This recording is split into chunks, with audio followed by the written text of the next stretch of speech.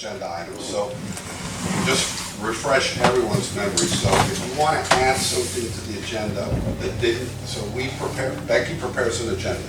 It has to be published 7 days before the meeting. If by chance we don't meet that, you can, under 2A, add items or delete items for a vote.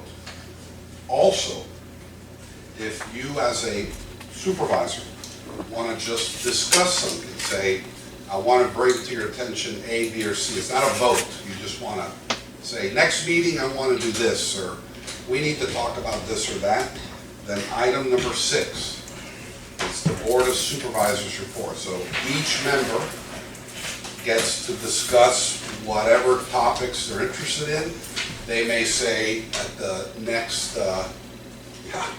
this is made for short people.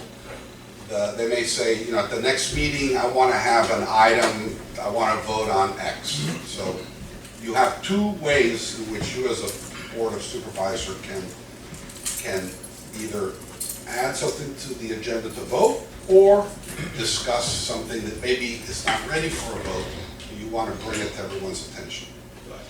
And then there is one item I'd like to add as a follow-up to last month, and that is the check signing.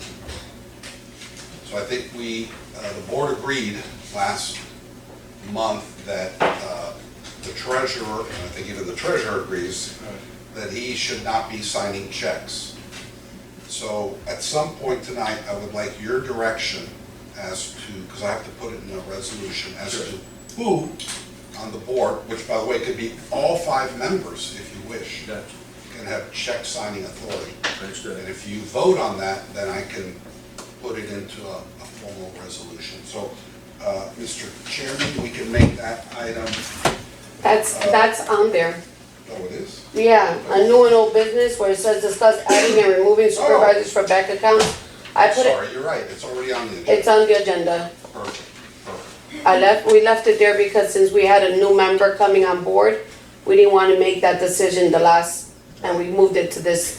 Yeah, and to be honest, just as a practical matter, it may be simple to just add all 5 board members so that you never get caught in a pinch. Okay, so that needs to be voted on. Yeah, and as everyone knows, it requires 2 signatures for a check.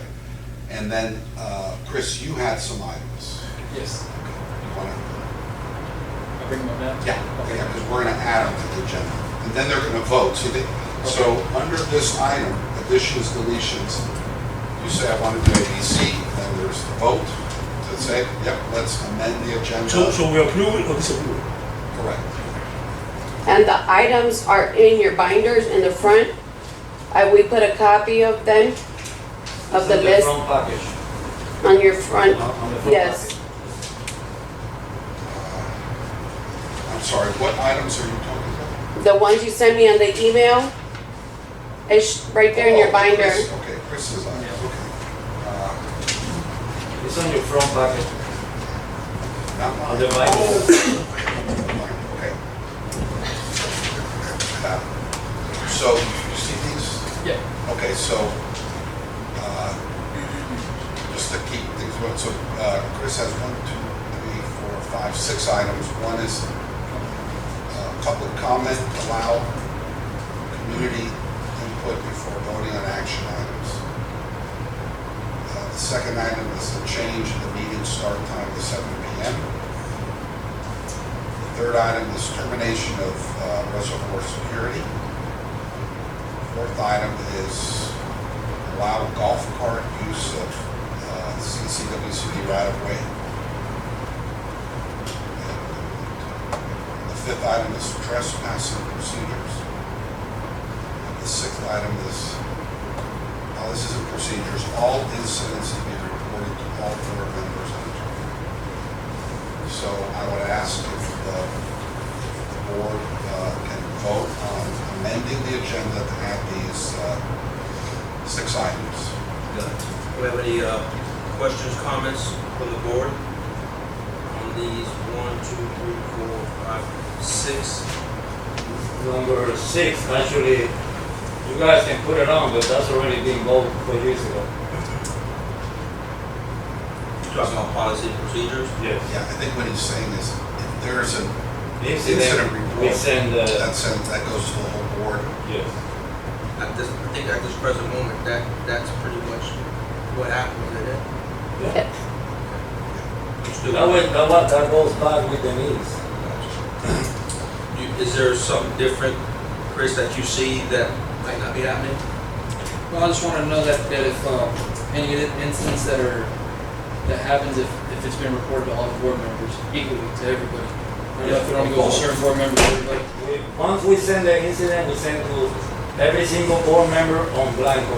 I think what it goes to, if I'm not mistaken, I think it goes to our email address for. Yes. Right. Yes. Okay. And I get a copy, so there's a form that they have to fill out. There's been an accident involving equipment, employees. They need to write it out on a form. He came and asked for the public record for that. So he got it. Let me ask. So we vote on each item at a time, or we vote for all the items at the same time? That's what I'm saying, if there's anything in there that you want to discuss, so this is going to go, we're not voting right now to vote on, we're voting right now to let it be a part of tonight's meeting. Yeah, they're just voting to discuss it, not to approve. Correct. That will be later on once we do this. Is there anything on you that you would like to talk about ahead And of just note for the record, board member Moreno has joined us. Sorry, late. No problem. But if you want to keep it there to add something or whatever, they Yeah, can vote we can. to get Yeah. all six. Discuss. Yeah. Yeah. I mean, if it's already in place, then there wouldn't be nothing to speak about. I just want to make sure that's the same. For them to speak about it. It wasn't in place. It is, yeah, that was Denise in the very beginning when she started on the.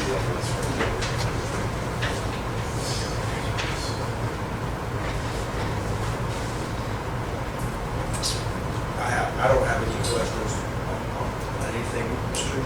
Romero, appreciate you making it out. Our newly appointed supervisor, Mr. Self, C4, wants to add, well, it's gonna be probably 5 bullets now, these are the 5 bullets. So, questions on the floor, do we have any concerns or want to speak about them? If not, if we agree, we'll put them on today's meeting so we can vote on them later on. If we want to vote, if we want to add it to agenda. Just to discuss, you're not approving this. Right. You're saying we're discussing. It's the 5 things with that asterisk on it. I don't have any comments or concerns on my part. Okay, so there's no objections, so we'll go ahead and add these items. So don't we have to vote? Yes, you have to vote. We're going to add the items as C, D, E, F, and G. We will vote later, I'm just saying, we'll just add them on to the agenda. Oh. We're adding them on.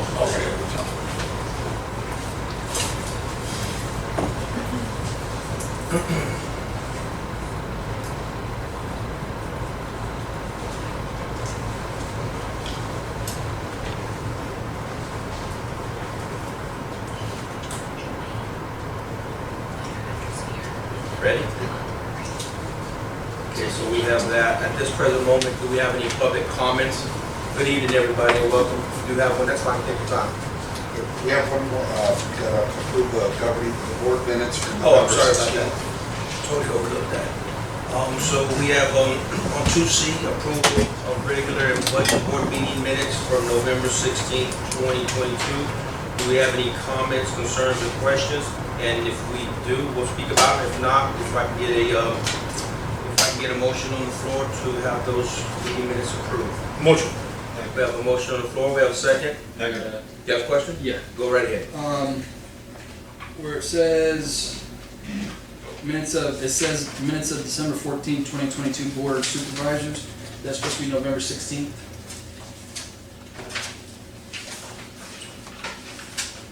Is that correct, Becky? The date should be December. It should be November 16th, he's correct. If it says December, Yeah, it says December 14, 2022. yeah, it should be November 16, 2022. Yep. Yes.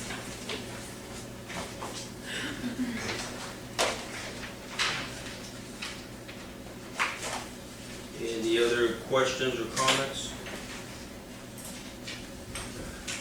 All right, with that, if we get motion on the floor to approve meeting minutes for November, 2022, and with the correction. And it says Vice Chair Benito Alvarez is still on it too. And that's it. I'll remove that. Yeah, it's a format, so that's why it did it, but I'll correct that, thank you. also speaking of that, John, we're probably, I don't think in the last few meetings, we've actually, I think every year, it needs to be voted on, the positions or stuff that we have up here on the board. Yes. I'm not sure when that needs to get addressed, but I'm pretty sure it needs to get addressed soon. Yeah, we have to vote who's gonna be the chairman, the vice chairman, or the, Yes, So, I'm not sure if it needs to be in this meeting or next meeting, however. correct. I thought, I could be wrong, I thought that was done at the. No, no. Yes, sir. So then It wasn't done let's, at any meeting. we usually do it at the land use. So we have to do it. Well, you know what, we didn't have a quorum at the land use. We didn't in the beginning of, I wanna say in the beginning of the meeting, we didn't, but then we did on the second half of the meeting because he was brought on board after the meeting. Yeah. Remember the that's- first that's half what- of the yeah, meeting was right, informational, and then you swore him in? Right. And then it went after the election results. So, I'm not sure how you guys wanna do it, but We're gonna do it tonight. it probably needs to happen as soon as possible. Yep. Do we add that as another added item to this, additions, deletions? Yes, Yes. yes. So add that to the additions. So that would be, H would be selection of chair and vice chair. H. Yeah, so C is gonna be, we have A and B here already. And C is gonna be Chris Self's public comment. D is meeting start time. E is reservoir security. F is golf cart usage. G is trespassing procedures. H is selection of the officers of the board.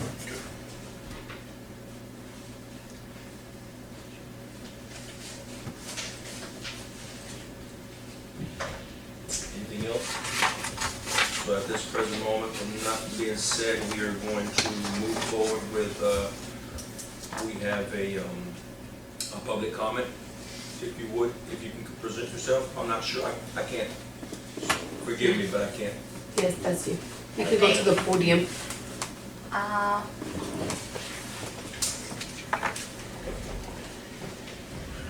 Friends might ask me to come to ask, they want to make like a parade with horses on January on Ventura.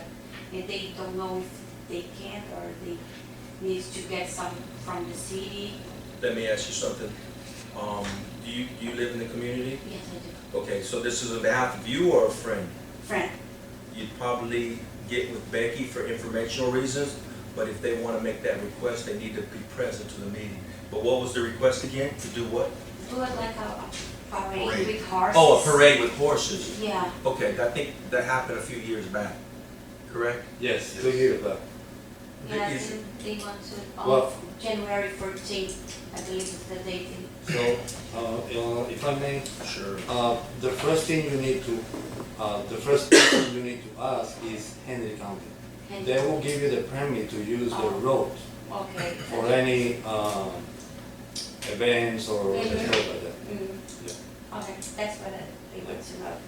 And if you could get with Becky or her menial before you leave, to get their email address and contact information, Sure. so your friend can reach out to them to help whatever she's trying to do, he or she's trying to do, Okay. to see if we can make it happen, and they'll, once the county lets you know, they'll tell you exactly the check marks, what you have to do.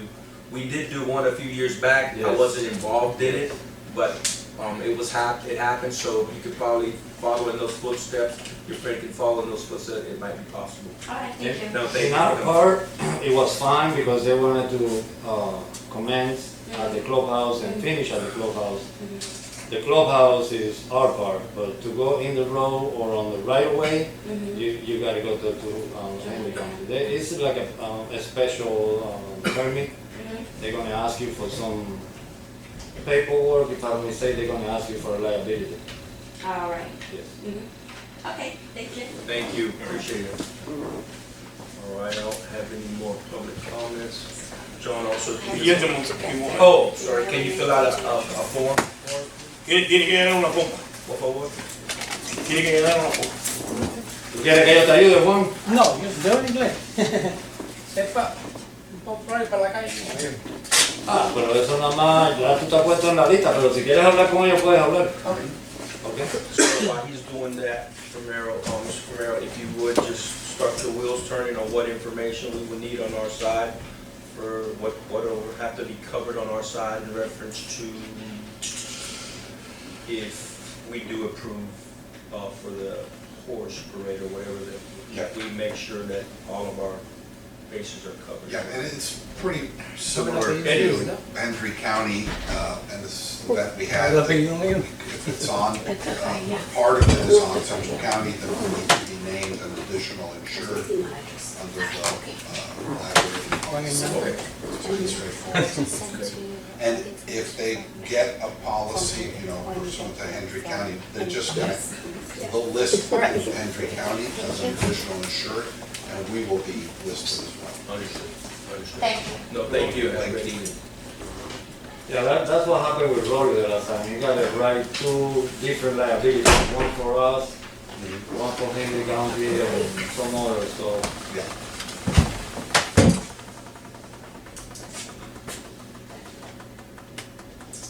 No, man, Juan. Well, just doing that, we want to handle item A. From the old business. 25. Yeah. No problema. All right.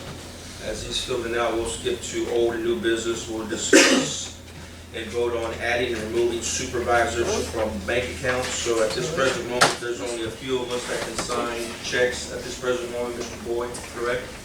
So, Typically, everybody on the board does. thank you. Well, I don't think it's been typical to have everybody, there's usually been like 2 or 3, but I think it's a good idea now that we have, Mr. Sure. and Mr. Randall. This is I the think time of year it'd we be wise to have all 5, to be honest with you, because of vacations, sick times, work conditions, whatever. So I think it would be wise to put all Makes 5 sense. just in case. Okay. So if you guys vote on it, I will send out a resolution. Do we have any comments on that? So basically what we're saying is every Wednesday or Thursday, like for instance, this evening, the checks come in. At this present moment, there's 3 of us that are able to sign checks. So in the future, we'll probably need, I'm thinking out loud, is all 5, but do we have any questions, comments, or concerns about this? That we have all 5 members? If not, we don't have any discussions, we'll vote on it, but the floor is open to the board to discuss it. Just got one question. The last meeting, we were talking about to remove a signature Yes. of the, That was as the treasurer, correct, he should not be So signed. he won't be on. And he hasn't signed, I don't think No, he's signed. correct. I don't think he's signed forever. No, I don't No, think. he never signed, that was an idea. Right. Like, Name Mr. Romero should be removed off of it too. It's also removing the other There's a supervisors. resolution with the 5 members, so. Okay, so she's gonna be exempt, she's gonna be pulled out of it. They're off. And then, so it's deleting the past members, board members, and adding the newer members, all the 5. Any other questions besides that one? no, Any questions on your part, Mr. Santana? No, sir. All right. Can we get a motion on the floor to have all 5 board members approved to sign checks for Central County? Motion. We have a motion on the floor by Second. Mr. Santana, we have a second by Mr. Well, we have a second also. second. All in favor? Aye. Aye, motion carries. Thank you, everybody. So that one passed, John. Let's go back into public comments. Juan, if you would. Like I say, my name is Juan Hernandez. I've been in Montreal for 20 years. Thank you, sir. We just bought a property like 10 months ago. Okay. And I came over and talked to my good friend, Sure. he's a good friend of mine, very good friend of mine, so and I asked my road to be fixed. Okay. He told me, it's gonna be listed. I have a small car, a small Yes. PT Cruiser. My shocks It was, I can tell you, my shock, run the car, my power steering pump went. There's a hot post in there. Sure. Okay, I don't know what else to do. This is my first time here, I've never been here, when it's me. But I can't afford to fix my car. I'm a disabled person. Sure. I'm retired. Okay. It's gonna cost me a lot of money. And I talked to Mr. Santana today. Good. They gave me his number. I don't know what else to do.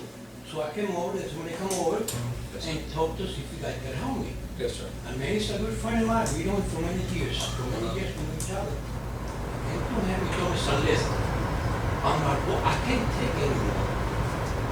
I can't, my car will not go through that. I gotta go to the side where the grass is, that's to get to my property. Gotcha. My property is all the way to the end of the canal. Is this the one that is this the address that you're making reference to? 375 North Main Street. Okay. All right. I'm not complaining. I've never complained. I don't mind, we don't mind if you do complain, sir. See, I pay taxes like everybody else, you know, and I need to, my fund to get fixed. I apologize to everyone here, you know, for me complaining, but now I got a big power steering, new shine in my car. My daughter works from home, she's got a brand new car, she's not ready to go out with it. So, I don't know what else to say. Anybody on the board have comments? So if the road is in really, really, really bad shape, is there a way for y'all to jump ahead of the list or no? Depending as you go street by street. Basically, everybody that we have on that list is more or less like a phone call loss. Correct. For everything, Yeah. including all the roads. Every time somebody calls, we go there. Yeah. And every time we go, every road is that. So it's basically one by one. This road, if I'm not mistaken, is up for next week or the next one, or even this one. Yeah. If, we're going a lot of faster now. You ever We can- prioritize them on the conditions? We have, yes.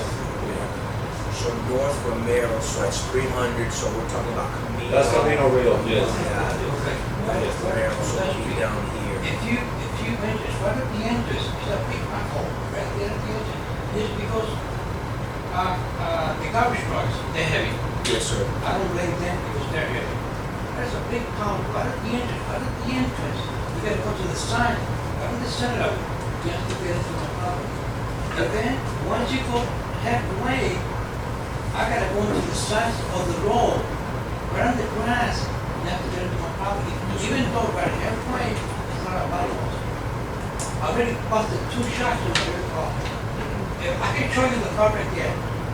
You go like this, it's a small car, it's a big. We believe you. No, we definitely believe you, sir. Power steering, pop, you broke. I'm 66 years old. Sure. I can't even move my steering anymore. I Yeah. used to be younger, I used to do it before. Uh-huh. He knows me for many years. And I used to drive like nothing, because I used to drive semis and stuff like that. At my age, I got vertical arthritis. Sure. We just went back and not let me drive anymore. Understood. So, my wife got a broken neck, she fell down the stairs, she started broken neck, every time that I gotta take her to the doctor, I gotta drive like 2 miles an hour just to go to the potholes. Have we been out there to assess it? Is it the whole road or is it certain parts? of the It's road? halfway, It's halfway. halfway, It's about halfway. right before you get to my property, all the way to the He end. has I can't even put it up. yeah, he has there's somebody on the side has this big drivers or whatever, but he got a big one in the center, and then he got some others halfway. Is there a reason for that condition of the road being in that situation? Do we have, I'm pulling it up now. I looked at it, but there's much No. shell rock in it. Yeah, what I'm saying And is, this is- It's not deep, it's just wide. what I'm saying is there, I mean, like he says, it's like. is there heavy traffic going, back to the question, is there heavy traffic going through that area? Well, this is a gentleman who owns a backhoe. He comes from the trailer. Right in the center, right? Correct. Yeah, he The second lives house to the he right. lives on the right side Yeah. in the center, and every time he go in and out, he Yeah, but Right. I can't fight with the cost of the neighbor. No, I'm not saying because of that we're not gonna do it. We have to do it either way. Right, right. You know, I'm we have just, to do it either way. we're just asking certain questions, why? So you live at the end of the road then? Correct. Understood, I'm looking at it here. So you do have neighbors, you've got it, 1, 2, 3, so everybody on the right-hand side. The one he's talking about is It's the two second and a chapter. half acres on the right side. Correct. I see Yeah, he it. got this 40-foot long, Yeah. Okay. The road itself doesn't have a lot of base rock in it? yeah, it does. We Has did it? it before, yeah. Okay. Yeah, we did it before. He Yeah, got, I saw it today, I looked at it today, but this one was Yeah. semi. Was they punching through just because it's sandy under the base rock? no, it's not really sandy. We did that road before, and then he got a lot of neighbors that come from Miami from time to time on the left side. Correct. So that's where they're turning Yeah, in they all come day. day in and- once a yeah. month and just, you know, they do that, you know, whatever they bring over. But then it's, I don't know how to explain it because I'm disabled. Right. My arm can't take it anymore. I can't drive without power steering. My power steering went. I fell in the pothole, it broke the bell, and my power steering was done. I'll try to, If you would. Now I'm trying to pay almost $400 just to my car, Yeah. which I didn't have to. If you look at it, it's right there outside. My power steering's gone. I can't even get out of here for now. Yeah. My bells are gone. My 2 trucks are gone because it's too much. Yeah. If I have a big truck, I have to complain, but that's a little car. That's what I got. We're gonna take care of it. I'm not trying to. you go, Juancito, you got the right to do so. Yeah, but I've never done this before. Yeah. Okay? It is your right. It is your right. I pay taxes on my property. but Sure. I need to fix where I live so I can go in with no problem. Understood. If you guys can help me out, fine. And we will help you out, and we appreciate you bringing it to our attention. And And I apologize to everyone here. you don't have to apologize, there's no apology, you don't have to apologize. You're supposed to do that. I even talked to Mr. Santana today, he's a nice gentleman. Did you apologize to him? You should be apologizing to him. I talked to him today, I apologize. apologize to you. No, he told me very respectfully that he was a good friend of Mr. Emilio. I said, come over, talk to us. Look it up, and And you we work it out. decide by yourself how it is. I am only one. Remember, I am only one. Yeah, So we talked between ourselves. I And appreciate it. we can work it out. Thank you, I thank you, appreciate Mr. your Hill. help, I appreciate you guys' help. Thank you. And Emilio and his staff will work with you. Thank you. Let us know when it's been completed. Thank you for coming. Thank you, appreciate you coming. Let us know when it's completed, if you would as well. All right, with that being said, we're going back to the old new business. We're going to be discuss and vote on Southport Water Management update on the reservoir. John, I think you have the floor on that one, if I'm not mistaken. Where we're at with that? Becky, I'm not really sure why this item's on the agenda, but because there's nothing new and different from my last report. There should be. The consultant is, the district basically said, we've worked out the concepts. Sure. In terms of the areas we're gonna impact. Correct. The mitigation, So we move allowing forward. natural, so the next step is to file a permit application. Have we done that? It's $10,000.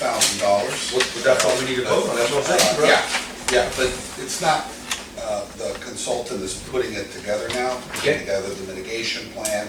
We're gonna allow for what they call natural revegetation. Yes, sir. You mentioned that. Because the reservoir hasn't been used in a long time. I haven't been out there, but I'm told that areas are coming back, that the wetland vegetation is coming back, so the district in at a field inspection in September, October, they said, okay, we'll agree to that. Okay. We still have to monitor it. We're still gonna have to submit monitoring reports at least twice a year to make sure it's, you know, the consultant is working on setting up transects for the monitoring reports. When the application is prepared, I will bring it to you. Gotcha. Go over it with you, and at that point, you will approve So- going forward with the application along with the application. So give me time, I don't like, here's what I don't like, personally, I don't like things to be out in the air, so can we get timelines? When people Yes. saying they're working on something, I hear Yeah. that all the time, then all of a sudden when you send an email, people jump on it right then and there, so Yeah. can we get some like deadlines? Because I know the gentleman's pretty busy. He's very, so, it's that trade-off, he's not expensive, but he's a one-man show. We could hire, a consulting firm, a larger firm, but, double the consulting fees. So But it's- just asking, what is the process, how long it's gonna take, because a lot of things are like left up in the air and, a month goes by, a year goes by, and everybody points fingers, oh, it's in your report, it's on this report, so if you could next month, you bring us or by email, whatever, just give us a concise where we're at, so we know as a board exactly where we're at.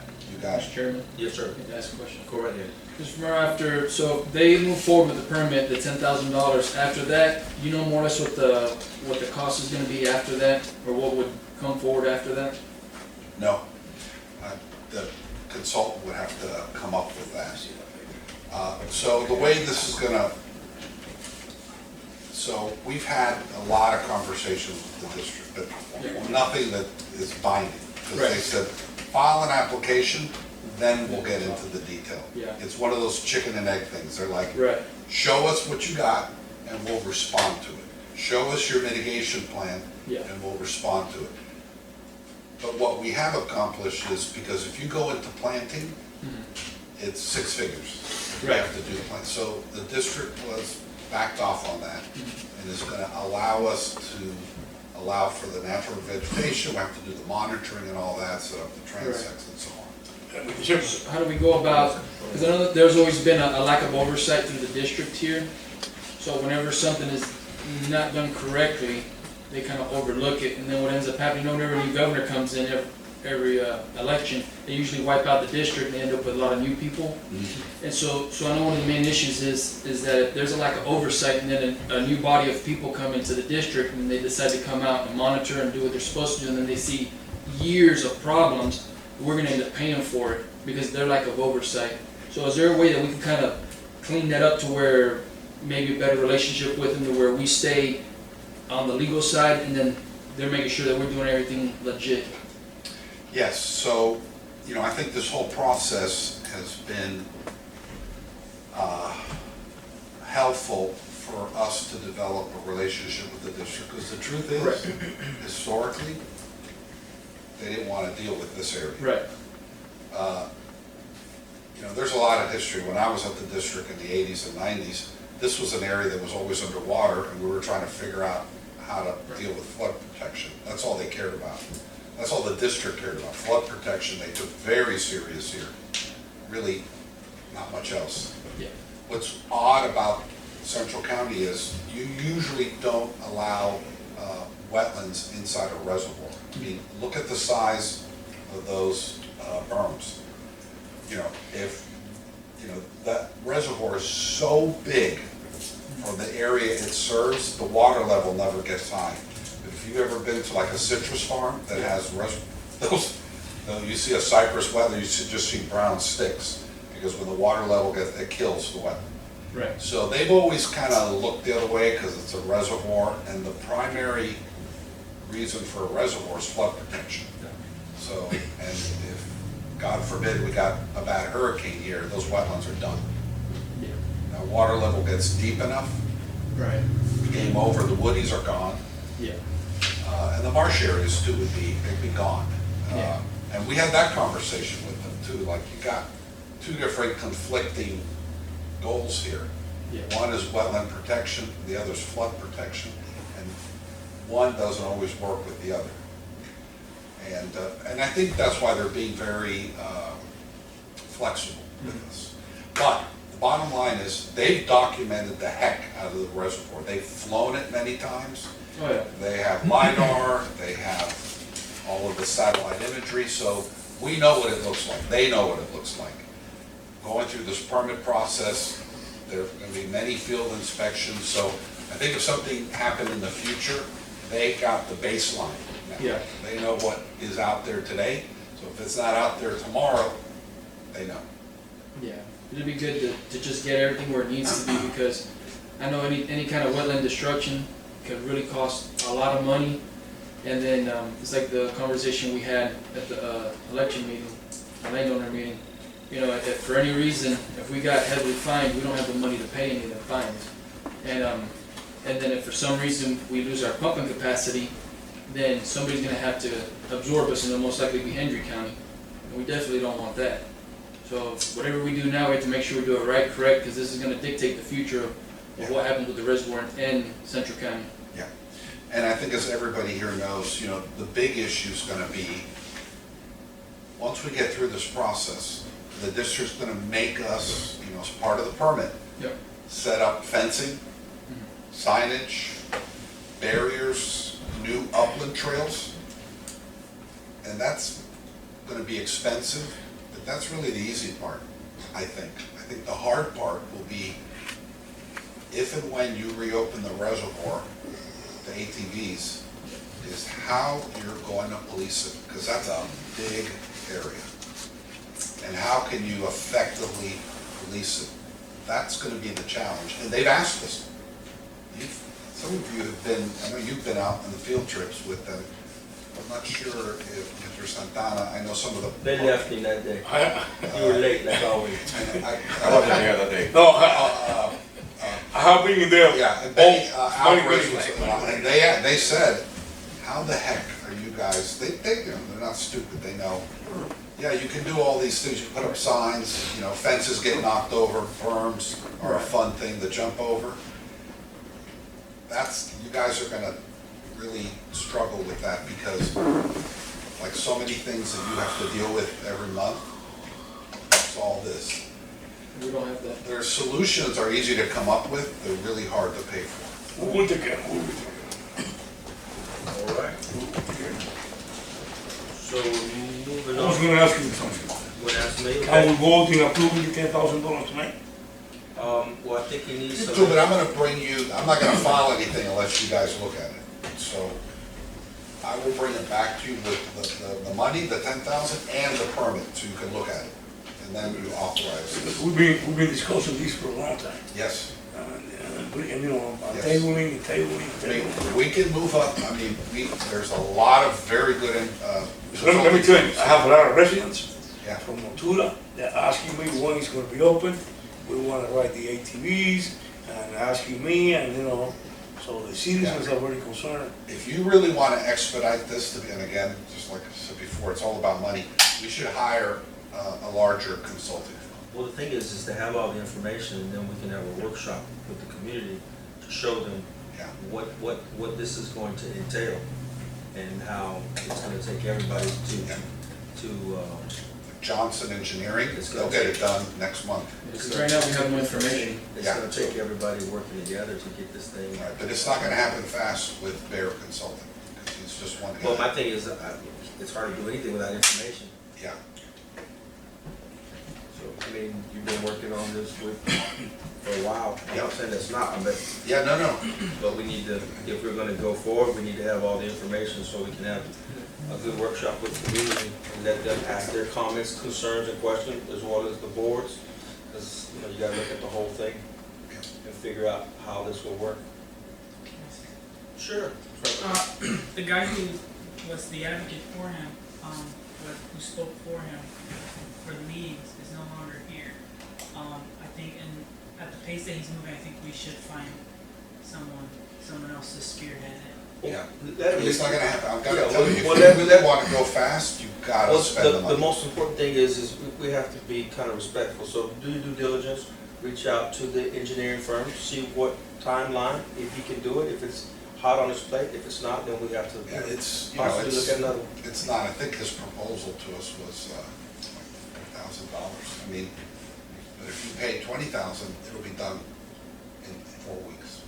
So would any of the information that Bear's already done, would it help if Oh. they decide to go with the new consultant? Would it help them? Absolutely, Okay, so they got most, some of the All legwork his done. field work is done, Okay, that's easily passed on to a new consultant. okay. So if you could, just Sure. get us that information, give them an opportunity. Sure. Give them an opportunity to see if you can make something happen. If you Yeah. can, that's great. If you Yeah, can't, you know, and I think some of you nothing guys personal. know, business. it's really works for the tribe. All consultants this last year have been up to here. Everybody's slammed, and so the small guys Right. very slow. Some don't like to overlap on each other's work because they don't know how reliable it is, and if they go off their stuff, and sometimes they want to do their own study to make sure it's accurate, because whatever they take on and they go off of, they're responsible for it. Absolutely, and guess who gets served first is the big guys. Right. We're not the big guys. Plenty of time. Any more questions on that? All right, none being said, we'll go to the added items. We've reached out to 2, right, Becky? That's done? Yes, Old and new? yes. We'll go to the first one that was added. The first one that was added was public comment, allow community input before voting on action items. Mr. Self, you want to go ahead and speak on that? Yeah, I was thinking that it'd be good if before we vote on any action item to let the community, kind of put their input in it. Because community input is very important on how we decide a lot of stuff, and that's where we get the most amount of information. I believe we can do it in a very respectful and in a very positive way. I think that'll help build a lot of the separation between the board and the community, because most of the time what they want to do is just be heard sometimes. That's what I'd make the motion is to allow them to vote prior to any action item. Before we vote, any comments from the board? All right, with that being said, do we? I want to ask, Chris, you mean every time we want to vote on any item, Correct. we have to have the input of the community before we Yeah. vote? Yes, so, because what it is we might discuss something, and there might be something that we're missing, or something that we don't see, and if we hear the input from the community, it might actually, we might have a better, decision, instead of what we just think it is. Because it's like, the more information you get, sometimes the better decision you can make, and I know sometimes there's some people that might have a good opinion that we're overlooking, or they might live in a certain area, they say, hey, but this might be going on, or that might be going on, let's just take it into consideration.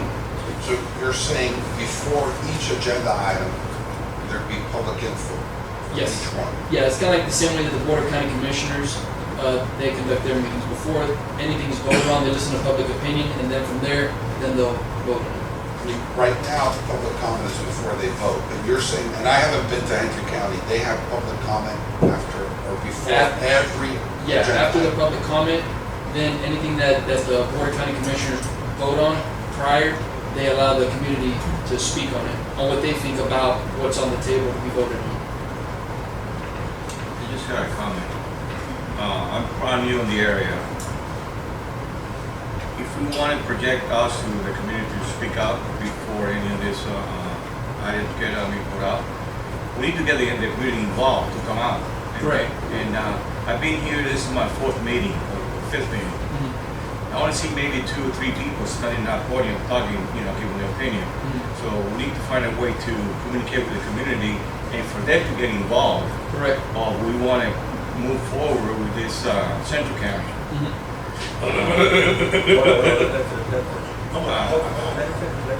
So we need to find a way to get everybody involved, because it's very easy for us to sit here talking, but we need to bring them in. So we need to find a way to reel them in for us. Forget about what happened in the past. That's history. So we need to find a best way to bring them in. Yeah. I don't know how many people. I'm sorry. No, so we have to go.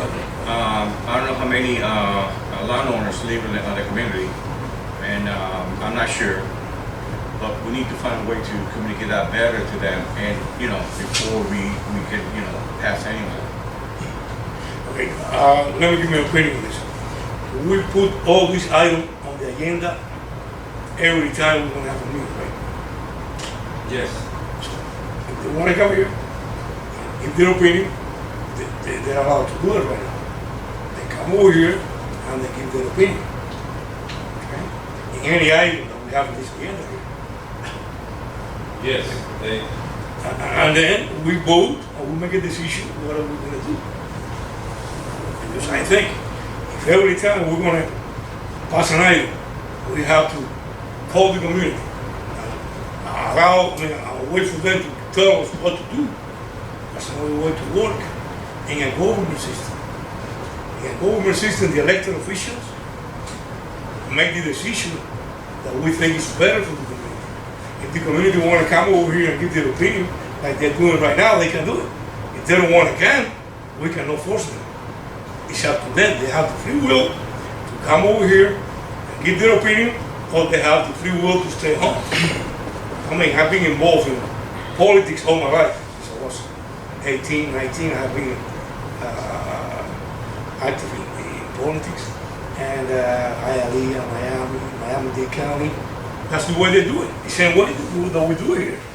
Right. So, People come, they express their opinion, 3 minutes, and then the elected officials deciding what are we gonna do. So let's put That's this, what I believe. That's what I believe. so we won't go back and forth. Let's go ahead and put this to the vote.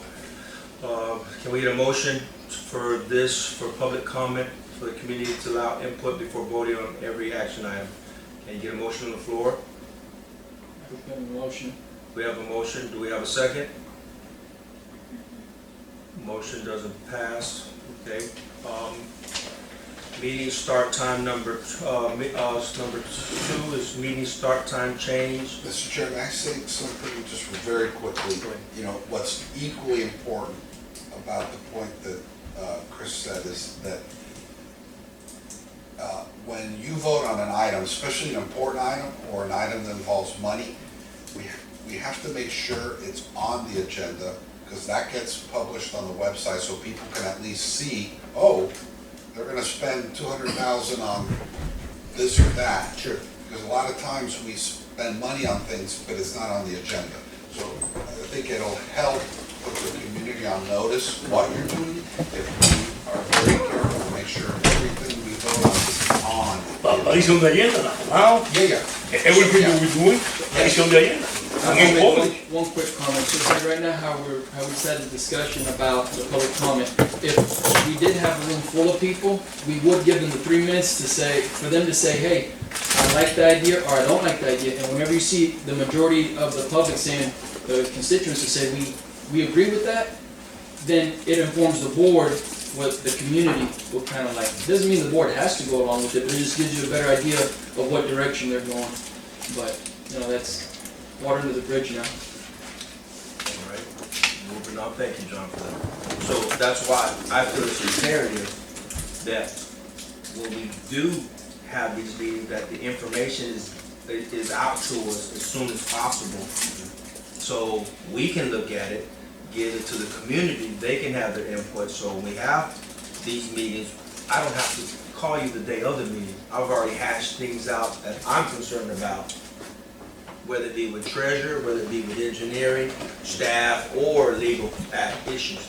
That's the way I foresee it. Hopefully, we're all looking towards doing that in the future, that we can get it out in a timely manner so we can have all these, good discussions that cannot be last minute, my personal opinion. Moving on to the second thing here, start time change from where we're at now to 7 p.m. Yeah. Mr. Seth, you want to speak on that one? Yeah, so I know one of the issues, well, it's not the main issue, but it's kind of the issue, is that some people get out of work, kind of late, and it's kind of hard for them to make it here at 6, and it might even be like that for some of the, board members. So I was thinking that, like what Mr. Moreno was saying, if we could get the community to come out here more, I think if we move the meeting to 7, they'd probably want to come to the meeting, because they could actually make it, take care of whatever problems they have in their home, and then make the meeting. All right, we want to discuss this, or can we get a motion? Do we have anything to discuss on this as a board? Anybody have any input? As far as reference to me, it doesn't bother me either way I'm in the change. I think when I first came, go ahead. The only reason why the board decided to go to 6 was because when we do our budget meeting, we would do the budget workshop. The first hour from 6 to 7 was the actual workshop on the same day of the meeting, so we were not adding extra days of the workshop for the budget meeting. When I first started, that was with Denise and Mr. Annapolis and all of them back then. And it just kind of carried on, just so you guys understand where the 6 o'clock came in from. I don't, so I'm going to give my input also. I don't mind starting at 6, 6:30, 7. My thing is, I don't think a meeting of this magnitude should take 7 hours, 10 hours, 4 hours, 3 hours. You look at you look at Henry County, who takes care of a lot more money than we do. They're out pretty fast. So we probably need to look at ourselves and say, well, what's it taking us so long for us to have a meeting? And because there's no reason for 2 or 3 hours or 4 hours. There's no reason for that, my personal opinion. So if we're going to have 2 and 3 and 4 hour meetings, I say we keep it as it is. We change it at 7, and we can professionally get this down to a decent time. I'm fine. As far as input from the community, since I've been here in the community, not many people get involved. The ones that do, we're thankful, but it's hard for people. It's hard for people, but it's common. Everything that I've seen in Henry County is pretty common. Even the Henry County meeting, it's a limited staff. I mean, limited people that are in the audience, but it doesn't bother me either way. Anybody have any other questions before we put this to a vote? Yes. I actually think it will be a great trial to see, because I have heard that a lot of people would like to attend the meetings, but by the time they get home and set up their family and everything with dinner, they don't have enough time to come to the meeting. Sure. We can try, we can bring this subject up again to readjust it, like I brought up at the last annual meeting, that we need to have some extra dates and times for certain things. So this comes into play on that action. If we want to try it as a board, I don't see a problem with it. And we can see how it changes from the 6 o'clock to 7 o'clock within a time frame. If it helps, getting some more members of the community in, or if it's still non-effective as the 6 o'clock, then we can just go back to the 6 o'clock schedule. That's my opinion. All right, so at this present moment, the motion is to change it to 7, so we'd have to have a different type of motion if that one doesn't carry.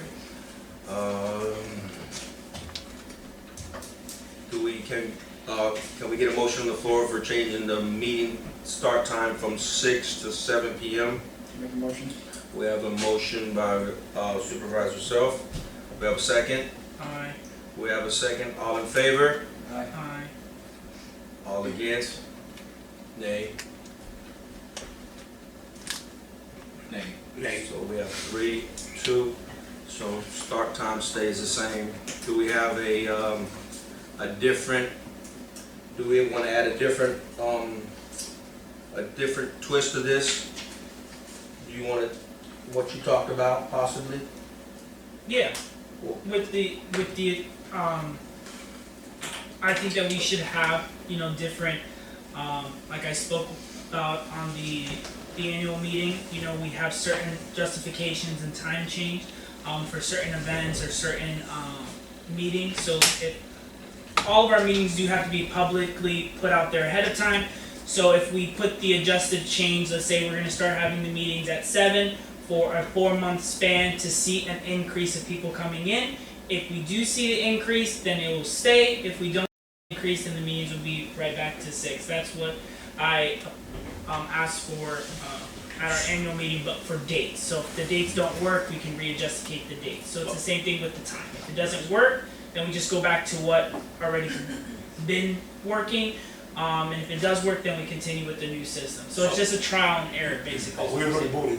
Yeah. Right, but he's making it. Okay.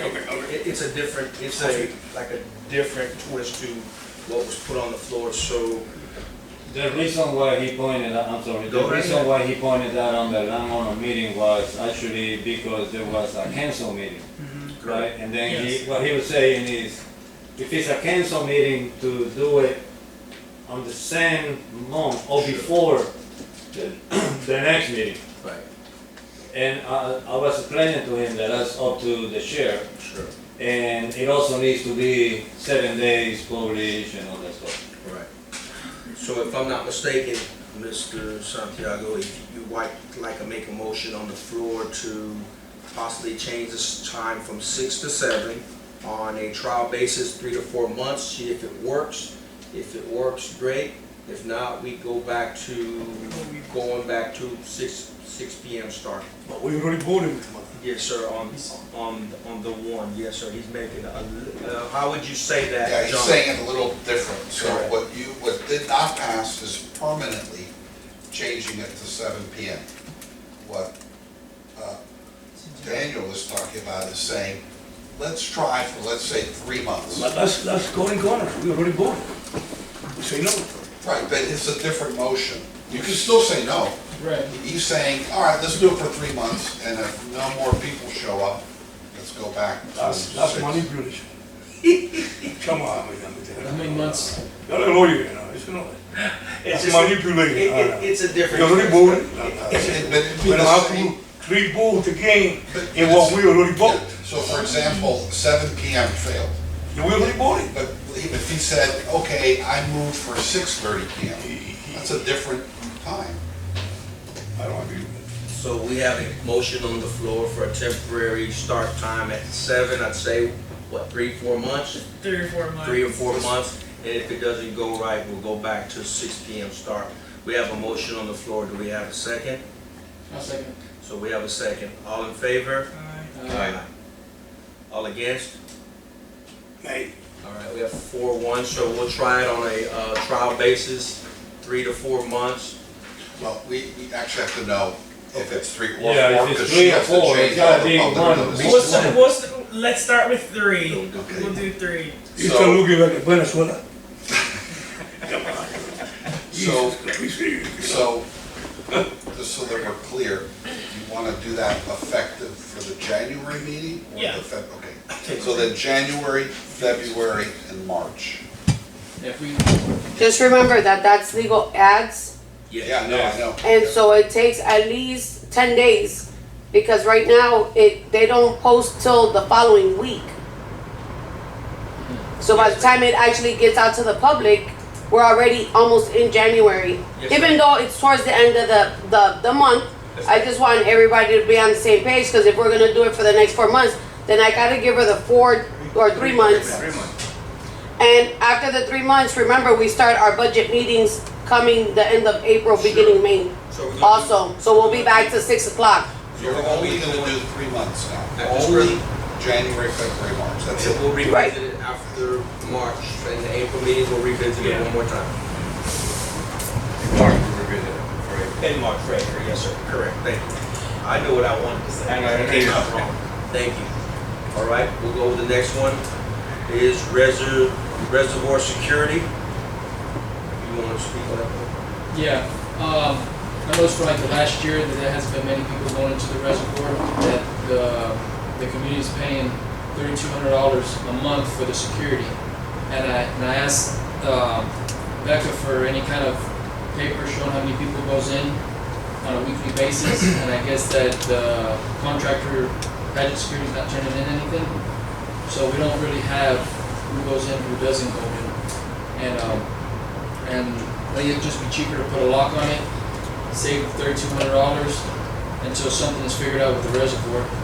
It's just a big waste of community money, taxpayer money. All right. It's a motion just to terminate the contract with Paget Security. Appreciate that. Anybody want to discuss this? Yes. Go ahead. What if we do terminate the security and someone does go in there with an ATV? What would you suggest our plan be? So the thing is, right now, if anybody, there's no security out there right now. If somebody had a key, they could actually go in there right now while we're here talking.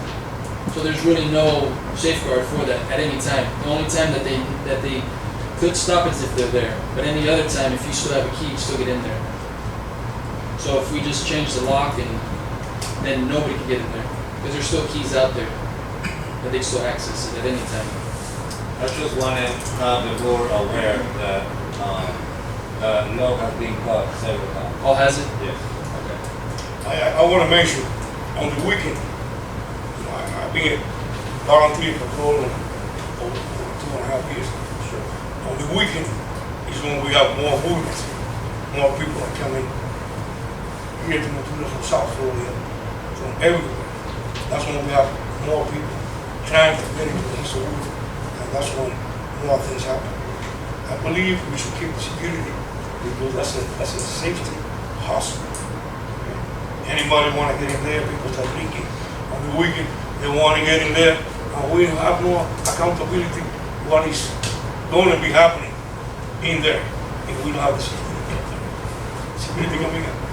I believe Friday night time, right, Mr. Willie? Friday night time? It depends if it's a holiday On or to- a on to- regular weekend. on to Sunday. Yeah, well, it's basically. And those during the are, weekend. and those are the days that people get more motivated, start drinking, and all that, and more things happen.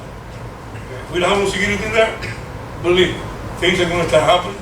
People are gonna start going in there, ATVs, motorbikes, and things are gonna go crazy. What stops them now from going in there? The security, There's no security there now. no, no, I'm saying on the weekends. On the weekends, that's when we have the services here. And I've been going around there, and I've been seeing people trying to get in there, and the security guards is stopping them. Okay? If we have no security over there, then we'll figure out a way to get in there. Appreciate your comments. Rivera, anything on your end? No. As far as my end, I have seen people utilize it. I believe I've seen trucks with horse trailers are, we still have cameras out there, right? Almost every other weekend, there's like 2 or 3 trucks with horses that come over there and to go over there. But how many people goes in there? I'm not sure. See, 'cause that's the thing, is that we don't have nothing saying how many people do or don't go in there. Well, the reason for that is, if you make, is because when the board decide to give the money back for the kids, Yeah. that's when everything ends. We just decide to keep the security there to make sure they're not, especially on the weekend, because, people comes on the weekends Right. and all this stuff. So, And the yeah. key holders know they haven't turned in. If they do something, they're breaking the law. Right.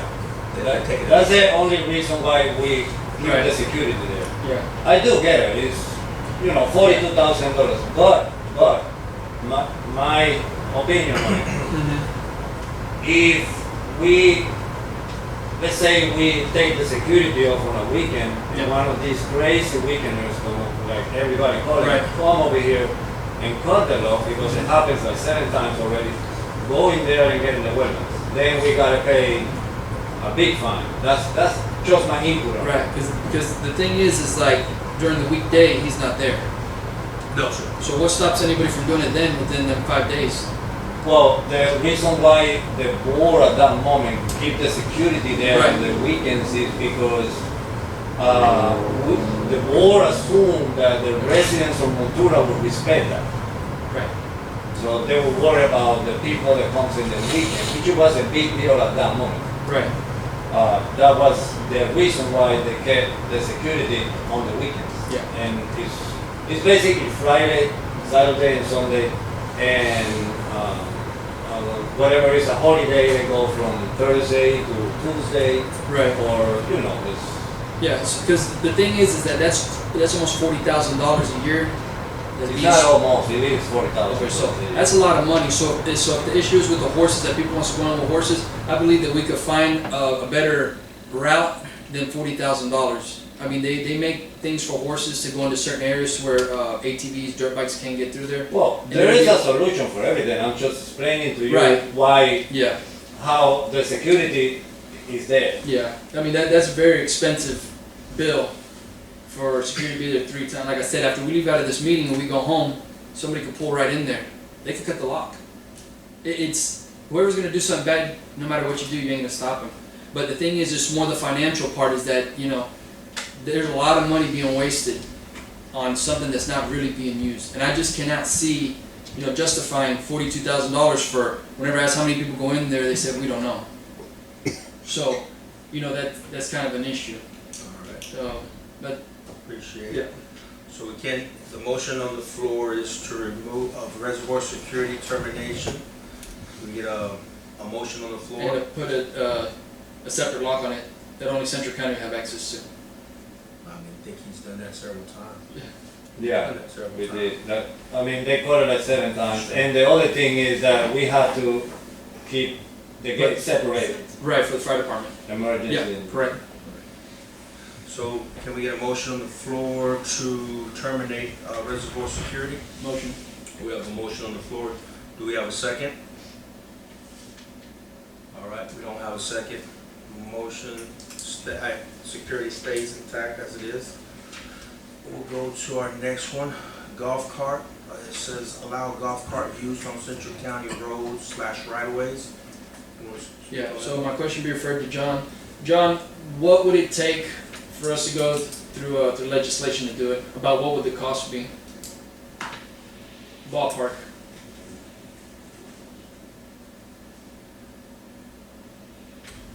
So we would hire a Tallahassee-based, doesn't have to be a law firm, it can just be some, there's a lot of lobbyists that aren't lawyers. Yeah.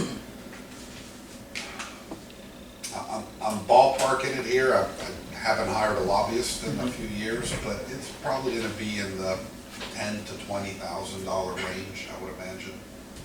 It's really rough, I mean, I could get you some estimates. Yeah. Yeah, because I know a lot of people in the community wants to ride their golf carts, and you know, I mean, if it takes 10 to 20,000 to do it, because I mean, I think it's something we need to do for the community, because we're basically the only community that cannot ride a golf cart anywhere. And if 10 and 20,000 could solve that problem and allow that, I think that'll be a very huge service that we can give to the community. The reservoir right now they can't use, and the $36,000, $40,000 being to the guard, you know, to kind of offset that. So, I think, you know, some of that, it'll be money well spent. Just get it done and over with. Because at some point it's going to come, and it's better now than later. If we, and the biggest thing is if we have the money. If we don't have the money, then, you know. Let me say something. We already request permission to the state. Did they say no? I don't think Mr. Shuffle, he might not have been in attendance.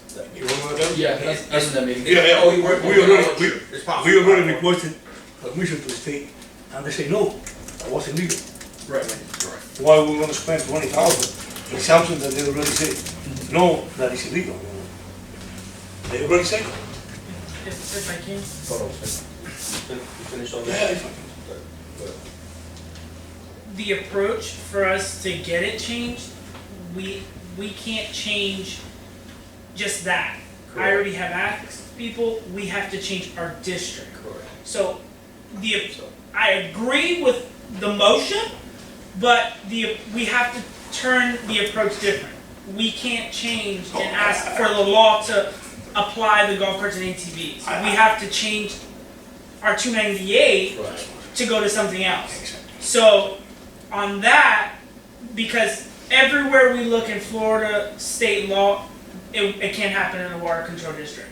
But if we spend that money to change, hey, this 298 is not working, we have numerous amount of things that we can control and Sure. delegate within our district, but these are some of them.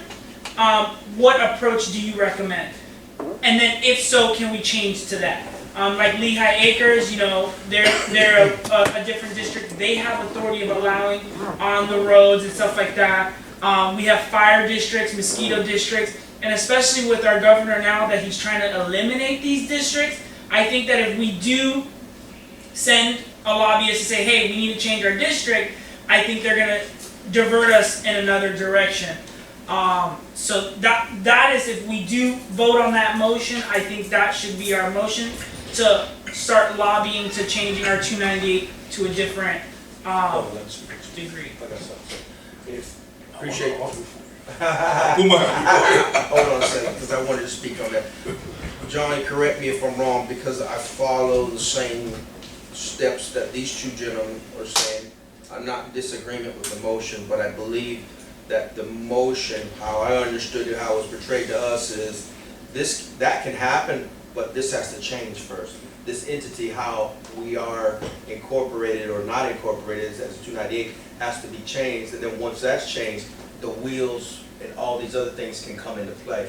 Am I still on that same wavelength, or? Just to be clear, you know, I say $20,000, that's a a retainer for a lobbyist. That doesn't mean the law's gonna change. No, I'm He or talking she about, can fail. are we still looking at it the Yeah. same way, So, yeah. that this has to change first, then the roads are in a different scenario, then we can allow certain things to happen?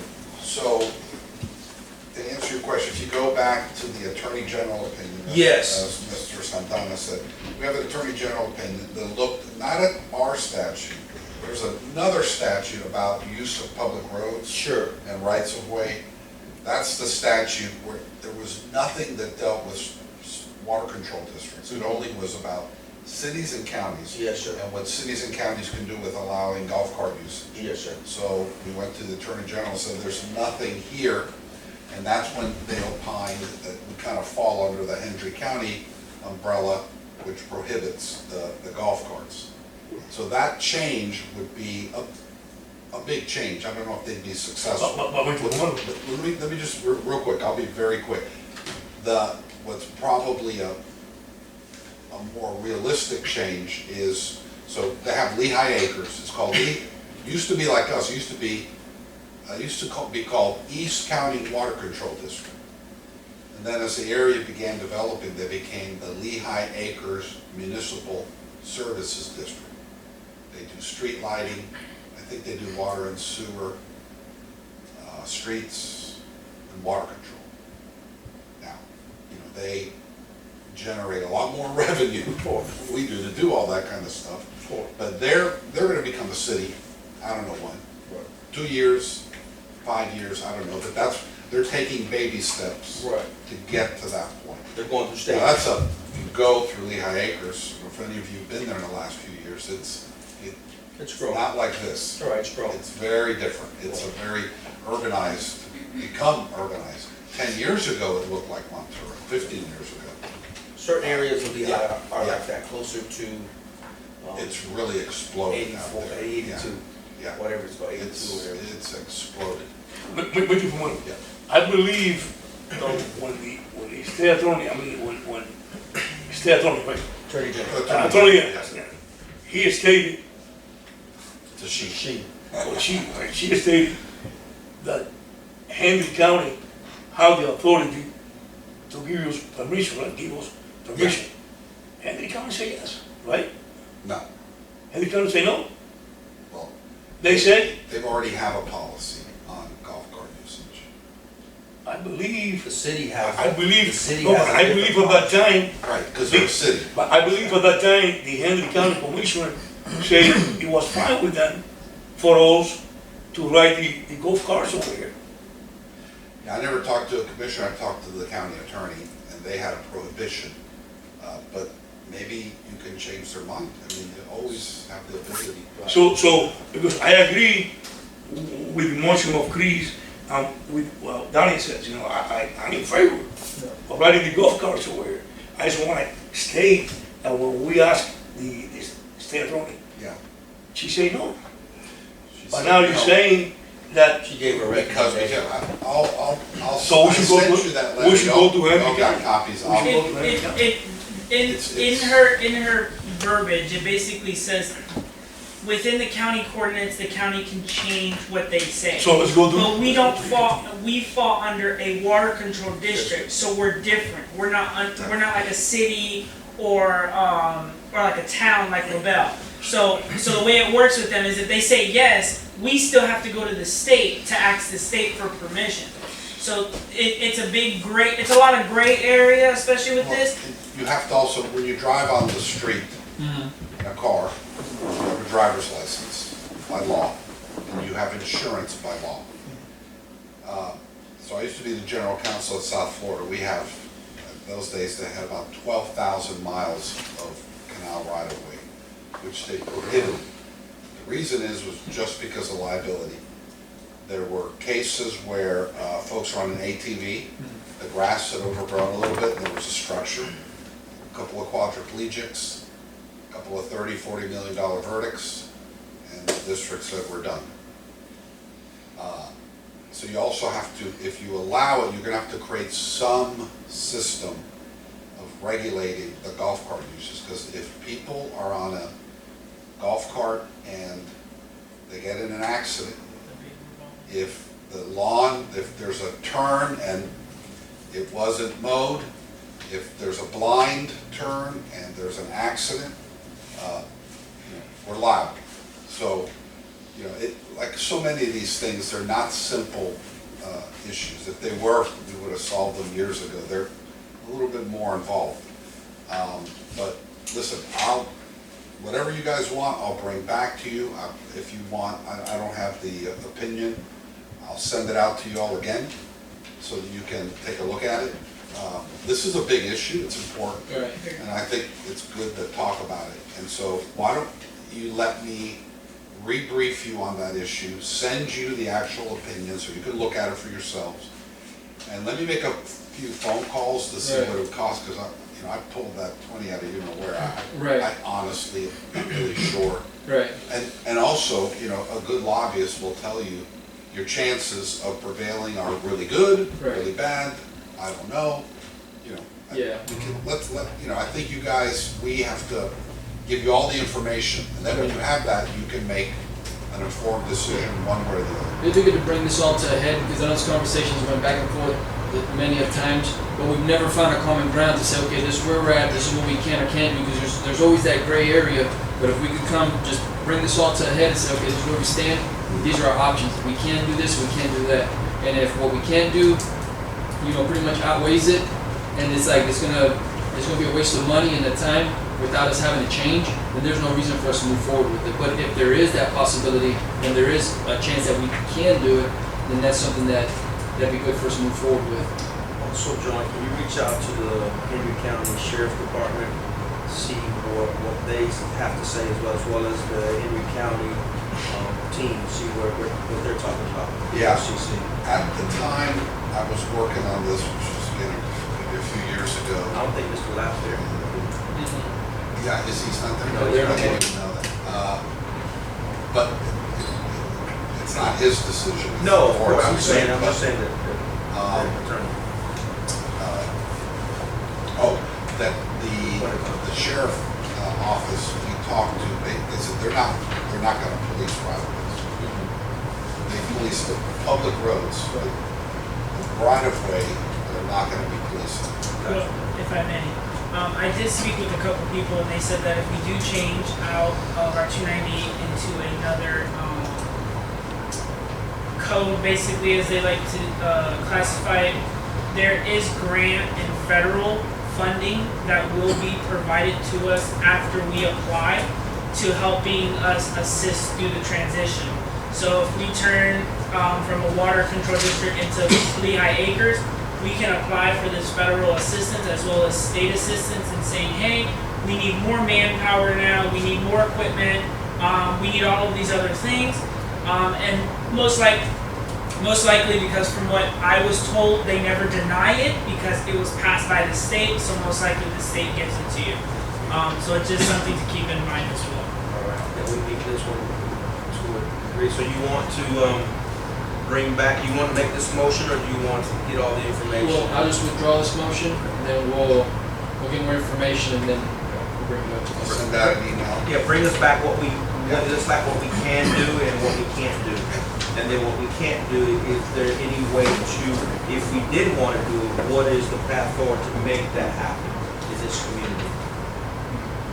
Good, all right, moving on that one, so that will pass, and Mr. Famera will get us some information. Next one is on trespassing procedures. You want to take the phone up? Yeah, I want a little bit more information. We just discussed it first on how does the trespassing procedures, as far as it comes to the board, does it have to be chairman that trespasses, or is it something that has to be done, voted through the majority of the board, or how does the trespassing procedures kind of go into effect? There's an issue, what takes place? How would that play out? We don't, Mr. Chairman, if I may, so that there are no trespass procedures now. In the past, if somebody was unruly, the chair is kind of the keeper of the meeting. Correct. He or she runs the meeting. Right. And so if someone needed to be removed, Right. the chair would say, officer, remove that person, they're unruly. Correct. And again, there's no written procedures, there's no formal vote. If there was a decision, somebody had repeatedly become unruly, the chair, he or she would Correct. say, this person can't keep coming back here like this. Correct. You're trespassing.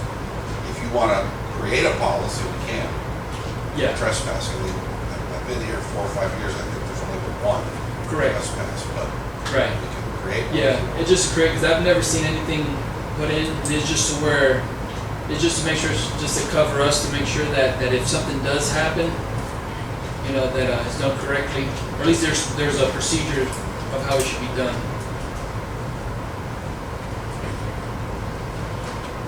Floor is open, anybody want to discuss that? Yeah, I want to say something. Sure. I've been a security officer all my life. I had a security guard company in South Florida for 15 years. I was a correctional officer for several years, a state correctional officer. And, you know, common sense, if you're a security officer, you see somebody breaking the rules and regulations of the place and being disorderly, or can be danger to somebody physically, that's it. You call the police comes, and the police tell the person, hey, let's go outside, and you cannot do this, and at that time, the police decides if he should have a trespassing. And then at the same time, if it's a store, private store, the owner of the store will tell the police, I don't want the person here. Correct. If it's a public building like this one here, the person in charge, which is Mr. Matas, can tell the police officer, I don't want the person here, because this person that was here Right. was disorderly, was threatening the all the elected officials. Right. I mean, I'm talking in general, Yeah. in any place, okay? So, really, even though we don't have no written statement, Right. but it's a general rule anywhere, you know. Could be at the clubhouse. Mhm. Let's say in the clubhouse there is an event or at the pool area, and somebody is disorderly, and that person could be a threat, physical threat to anybody there. The person in charge of the clubhouse Yeah. we will call the police will arrive Yeah. and give the person a Yeah. trespass. Yeah. Because I understand the threats and stuff like that. I completely understand that. But I think, you know, us as a board, whenever it comes to trespassing somebody, so let's just for say that somebody says something that might be a little bit out of line, not a big deal. And let's say the chairman decides to kick him out, but we don't agree with the chairman's decision. So then, Please, we have to respect the chairman's decision. I mean, including myself. I understand that, but we're all equally board members here too. No, but he's in charge. I I mean, I don't want to contradict you, but I want to explain the rules and regulations understand that. of the quorum here. Well, let's go ahead and finish, so we don't go back and forth, let's see if the other supervisors, go ahead and finish up what you guys said. Yeah, no, so my whole thing is just to where it's, you know, if somebody does get kicked out, and we believe within the board that maybe somebody shouldn't, then I believe that it should come up to a vote, and then the majority, if they believe that the person was unruly, then they will leave. And if the board decides, you know, we don't think the guy really got out of line, then, you know, be overturned. I have a question though. Hold on one second. Anybody else on the board have any comments or questions? Go ahead, sir.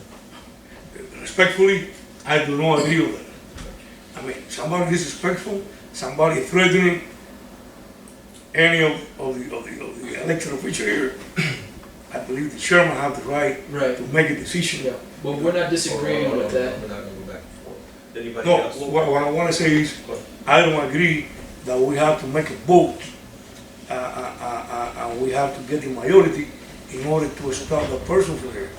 I mean, I have been seeing in all the government places, Right, either the correct. chairman is the one to make the decision. Yeah. That person has to be spelled out. Hold on, Mr. Moore, so do you have any? No. How about yourself? Go ahead and finish it up. So, Mr. Romero, if, let's say something is done wrong, for say, and there is any kind of liability there, does it fall within the whole board, or is it gonna fall on the one that trespassed the person? Yeah. How would that work? I'm not sure what you mean by liability. So let's say somebody gets trespassed, okay, they decide to file legal action, civil, okay? Then, how would that reflect back on the board, since we don't make a decision as a whole board to do that, to trespass somebody, and it falls solely on a chairman, what would be the outcome of that? Are we all equally liable for allowing it to happen, or, and we don't have no say in it? Yeah, I'll be honest with you, I've never in 36 years come into that scenario, so I would have to look at, I'm not Yeah. really sure what I mean, listen, I don't think you need to kill yourselves over this. If you wanna, if I may just propose a solution, because I'm not sure this will ever arise in our lifetime. Right. Maybe something like, and you could say this with almost any decision. If the chairman says, I want to do X, and then the majority of the board says, well, we don't want to do X, some member could call the vote. If you don't agree with the chair's determination, I mean, that's an option, I guess. Do we have that right to the Robert's rules? Yeah, you could always, it's always majority rules in Correct. the end. The thing about the trespass is it's something that I'm hopeful will never happen again. Right. I don't know if it's happened in the past, not since I've been here. I lived in Montura from 1996 to 2000. I used to go to the meetings in the clubhouse, and I saw many trespassers. I saw people getting out in handcuffs, okay? At that time, I saw, a lot of things happening at that time, from 1996 to 2000. So, it could happen anywhere, especially nowadays. Or maybe there's a way we could find some type of procedure, something that would work or something like that. I can easily come up with a procedure if that's what the board wants, absolutely. I think, Mr. Mara, my question will bring a whole new level on this conversation. So everything we're talking about here is during the meeting time. What about the ones that goes in the office and are disrespectful? I don't need to come with the board for trespassing somebody. No. Is there all? I wouldn't think so. Because anybody that's, because it's. So how does the policies and procedures that you guys are talking about going to apply Yeah. to the other 30 days that is not a board meeting and it happens in the office? Right, so one thing is policies and procedures, and the other thing is what's legal. So somebody becoming unruly and saying certain stuff, what they're doing, they're breaking a policy. So that's one thing. Then once they do something that now they're breaking the law, and now that's the sheriff They're not department. breaking the policies. They're breaking your policy, but at the same time they're breaking the law. I want to say something. It's more Because you gotta remember, law and policies, there's big difference between both of them. You I know. gotta read them very, I know. very carefully. Yeah. I want to say something. The one that gives the trespassing is the law enforcement officers. Right. We cannot give them the trespassing. Exactly, yes. Mr. Mata, for example, anybody comes over here, is disorderly, is threatening us, is cursing us. Mr. Mata, we tell the deputy, please escort him out. Yes. When the deputy escort him out, we'll talk to him.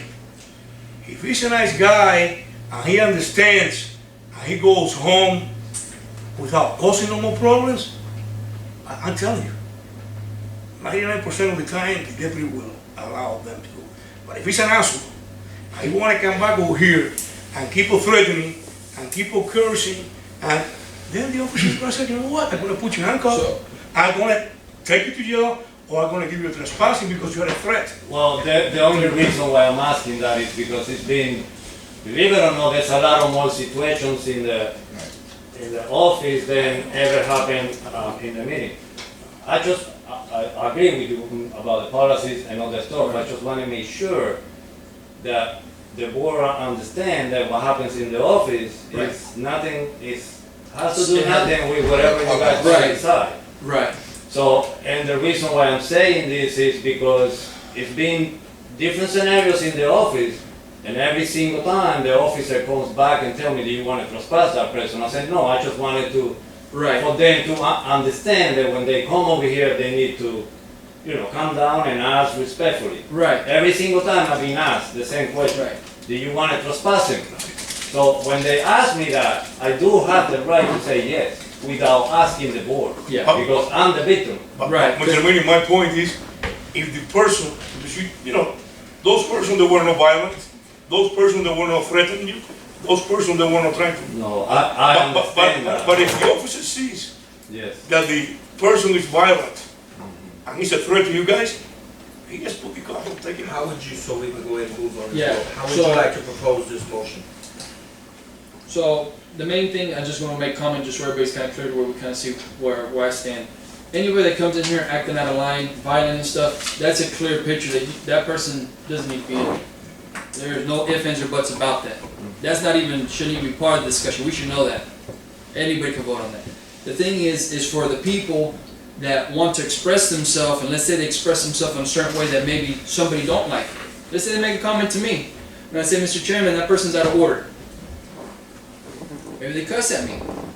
So, people do have a First Amendment right to say certain things. It is more to protect the people that might say something that we don't agree with. Because then if they say something, we decide to say, you know what? Anybody, chairman, whoever, says, you're trespassed. How would you like your motion, bro? To read? Well, I'll make it simple. During Central County meetings, if somebody is to be trespassed, I'd like for it to go up to a majority vote. Unless, if they're acting out of line, they're acting violent, then that's automatic, you should be trespassed.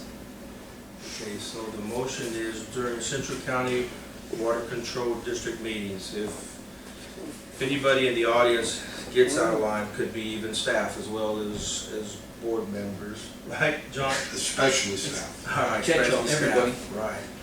That if the chairman, whoever the chairman might be, he or she does trespassing, that the other supervisors, we could bring it to vote to see if that person that the chairman thought that was acting inappropriately can continue in the meeting setting. Correct. So can we get a motion on the floor for that? Have a motion. We have a motion on the floor. Can we get a second? All right, motion does not pass. We have the next one, as far as reference to policies and procedures, all incidents, report to the board. I think we've Yeah, we already spoke on that. I think the next one is selection of chair, vice chair. Gotcha. So, John, I'll let you handle that one if you would. Yeah, so the way it's done historically is any member can nominate an individual to serve as chair. Once you vote on that, then you can nominate someone to serve as vice chair. So the vice chair would really, the main job of the vice chair is to take over the chair position when the chair is not here. We already have a vice chair. Daniel Santiago said, That's- nominating himself. Vice chair, right?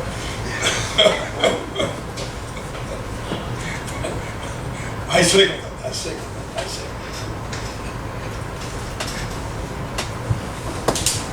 So, Megan. Somebody Begging. wants to nominate a chair. Please do so. And how's the process work after that, John? Just so everybody's clear. Someone nominates it, let's get all the folks that are nominated, vote. I nominate Mr. Mata for chair. Second that. Any other comment, discussion? Okay, all in favor of Mr. Mata serving as chair? Aye. Majority? Congratulations on the high-paying job. Good job. And, Good job. All kidding aside, I do think we need to have a, even though Mr. Santiago is serving the role of de facto vice chair, I think we should kind of formalize vice chair. I make a motion, Santiago will be the vice chair. thoughts, comments? Second, all in favor? All right, Aye. Unanimous. it's doing a good job. The next high pay. Alright. We go to our, are we done with? Yes. Old and new business? Alright, let's go into our reporting. District manager, Norm. Yes, sir. Hopefully everybody has seen all the roads, the new roads with millings. We're going really fast with that. We did spend $300,000 on millings, but that was a one shot, and I wanted to get it all to make sure we do plenty roads with it. We did a full maintenance on the pump station, even painting, oil change, filters, you name it. We still running pumps on 1 and 2, believe it or not, just for the board to keep in mind, because of the runoff from the 356 acres. They're still throwing water on our side. Yes, sir. Today I went to check how much more water is in there, and it's still water by 833 through Appaloosa, all the way to Fronda. There's still. We just more, can't we take any legal action? Yeah, but Oh, I let's guarantee that water's not coming from that farm, it's coming Well, from somewhere Let us else. finish this report, please, first. I can only say the water is on that property. I don't know where it's coming from, It's but it's not in big there. enough to generate that much. The boom mower is still on Camino Rio. We're still mowing through Ventura. We sold 18 permits for the month, total of 16 new. The potholes are on hold because the company guy is on vacation, holidays, all the stuff. We did cut all the way through Camino Rio, and the last patches we did was on Montura. We still got more in Montura, and then the sur and Camino Rio. Post Club and Los Alpes will be for next year.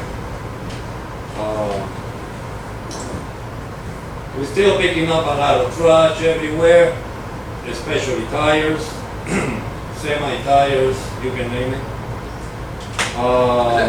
Illegal dumping, is that what you're making? Yes, illegal. We just got the signs that we ordered. If you guys remember, I'll let you know, guys, the last time we spent $25,000 on signs, 3 signs, top signs, you can name it. They've been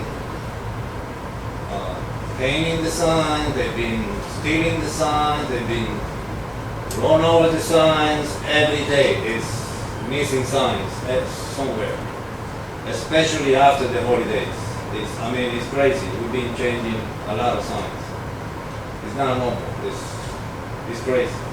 $25,000 in signs is just a lot of money, just for signs.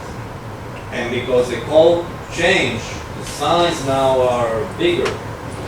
So they're not $75 anymore. They're a lot more money depending on the whole name. If you guys notice, we are on the way with the sign at the clubhouse. That's for the digital sign and some other signs that we're going to put there to beautify the clubhouse in Montura. And we are started remodeling on the main sign on 833 and Avenida del Club.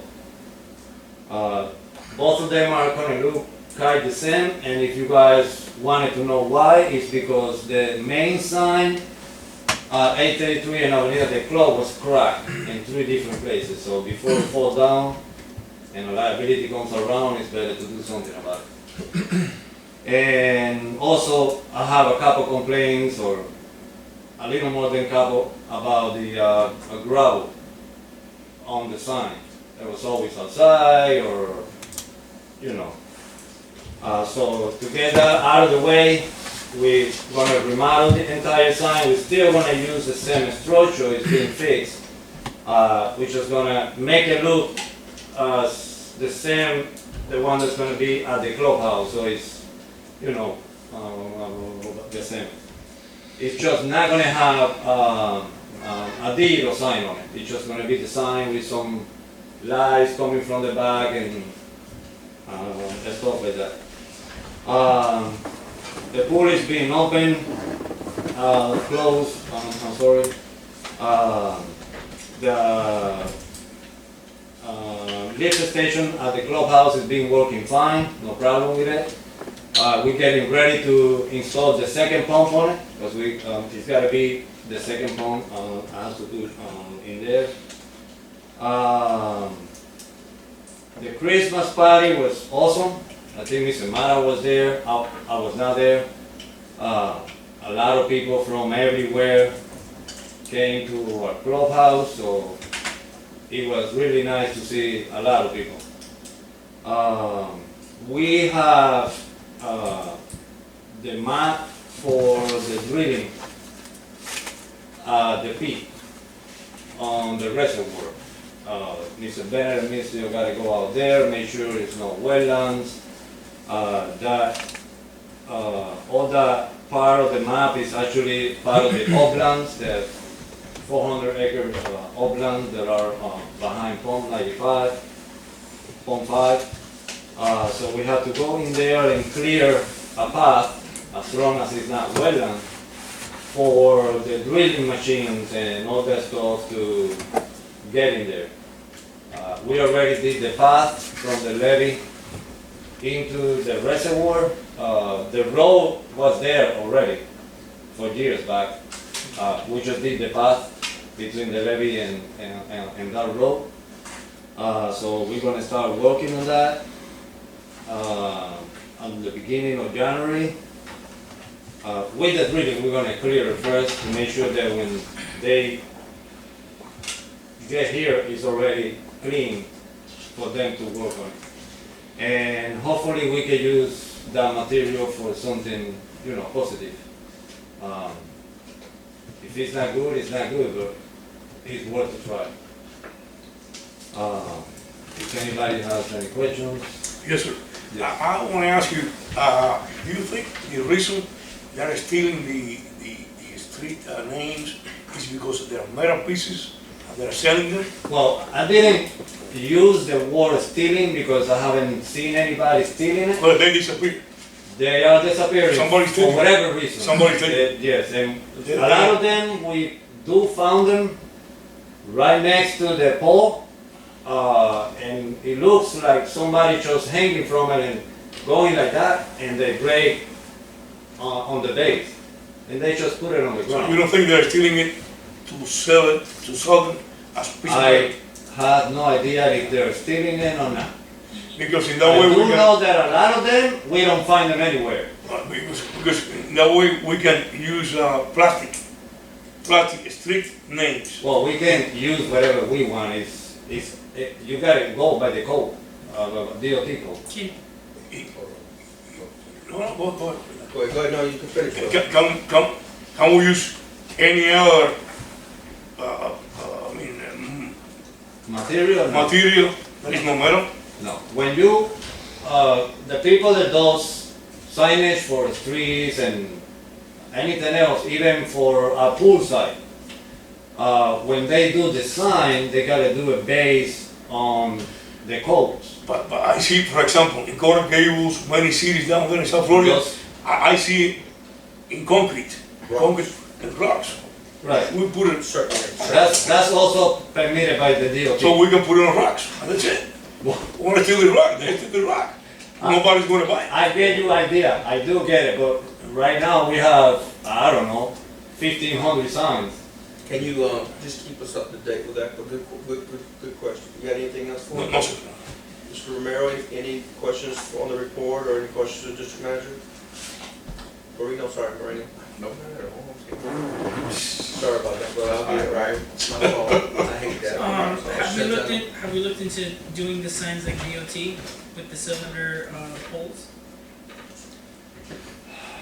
We can, but what we're missing is not a poles, it's the actual signs. Yeah, but the bracket system that they inquire on that is much heavy duty than 2 bolts. That is correct, but,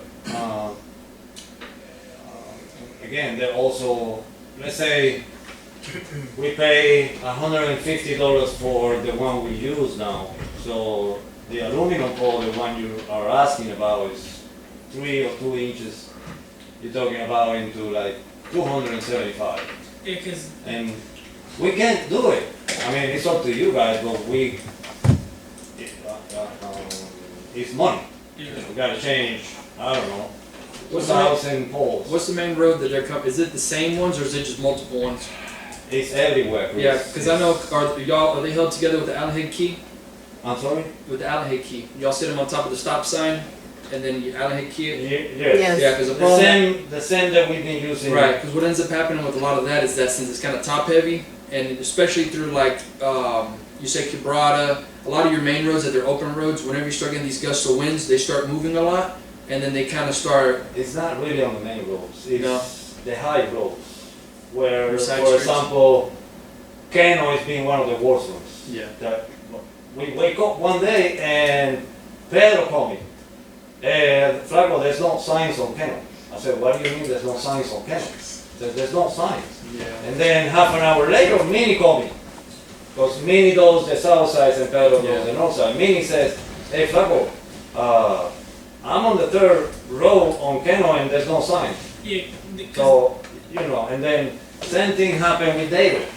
Yeah. And the Appaloosa, the corner of Hacienda and Appaloosa, we have changed it, I don't know, like 20 times. Yeah, because years ago we used to have a lot of people stealing the signs, and if you pass by, they have a shed. Usually, what they'll Yeah. nail it to it, and then you're like, that's our sign. Trust me, I've been looking for that Okay. shit, but I haven't seen it Or they anywhere. put them in their rooms. That's why I don't know. Right.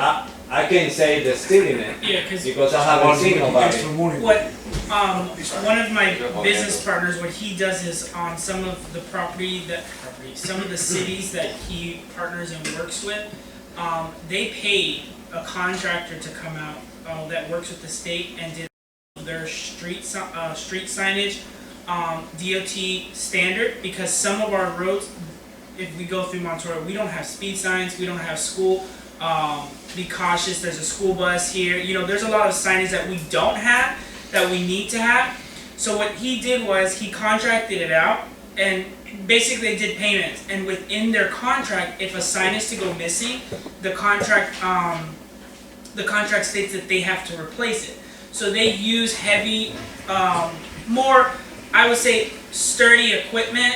That if wind gusts, even if kids are hanging from it, if you shoot it with a shotgun, the material is not going to, basically, we're not going to lose our money, is what I'm trying to say, with that process. And that's something that I think we should look into, moving and helping grow Montura to what it needs to be, and get away from some signs being shorter than us standing up, and then other signs being up to code. Yeah. To getting all the signage we need here, as well as all the stop signs, I think that's something we should start looking into, is getting a company out here to say, hey, you need this and this and that. Listen, I completely agree with you. We basically spending the same time replacing signs and picking up garbage. Yeah. And that's not supposed to happen. Yeah. I mean, unless there's a hurricane or Yeah. something, that sign should be there for a long time. Yeah, we need to start. Any more questions to the district manager? Thank you, Mr. Minio. Thank you for the report. Moving on. Oh, I did forget about something. You guys have, we've been after Henry County to get an answer on the 1.6. We got it today. So you guys have an idea where we are with it? Understood. If you can stay on top of that and see where, when is this going to happen? Like, again, like dates.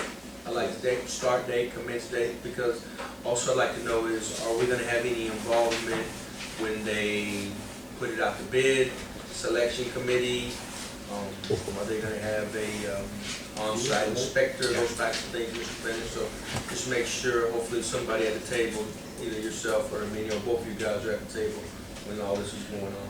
Make sure, I'd hate for 1.6 to go we And need we to, get some work, so to I, speak. Well, yeah, I agree. you guys did vote, because that was a voting. When they came over here to explain it, Shane and Iglesias, they agree on you guys voting there, actually me and Bennett. Yes. It should be part of the process. I think that'd be both of wise. them should be there at every single thing happening regarding the funding, especially with sticky plays happening before. I think those two advocates, you and him, should be there at every decision made, because you deal with the day-to-day and you're our engineer here for the district. So if there's something that they say, hey, it's gonna be this or that, you guys can speak on that behalf, as well as the grant was given to us, not them. And then you can just report back to us. Hopefully, if it start, hopefully it's gonna start in the summer of this year coming up. Yeah, you're hoping it would start Yeah. before the Oh, summer. I agree as well, but at least you can give Perfect us, time to be. right.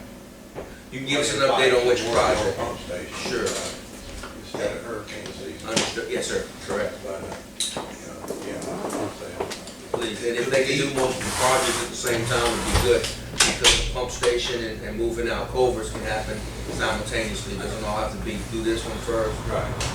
If they can speed track that, that project, would be awesome. Yeah, I just want to double down on the point you made, which is real important.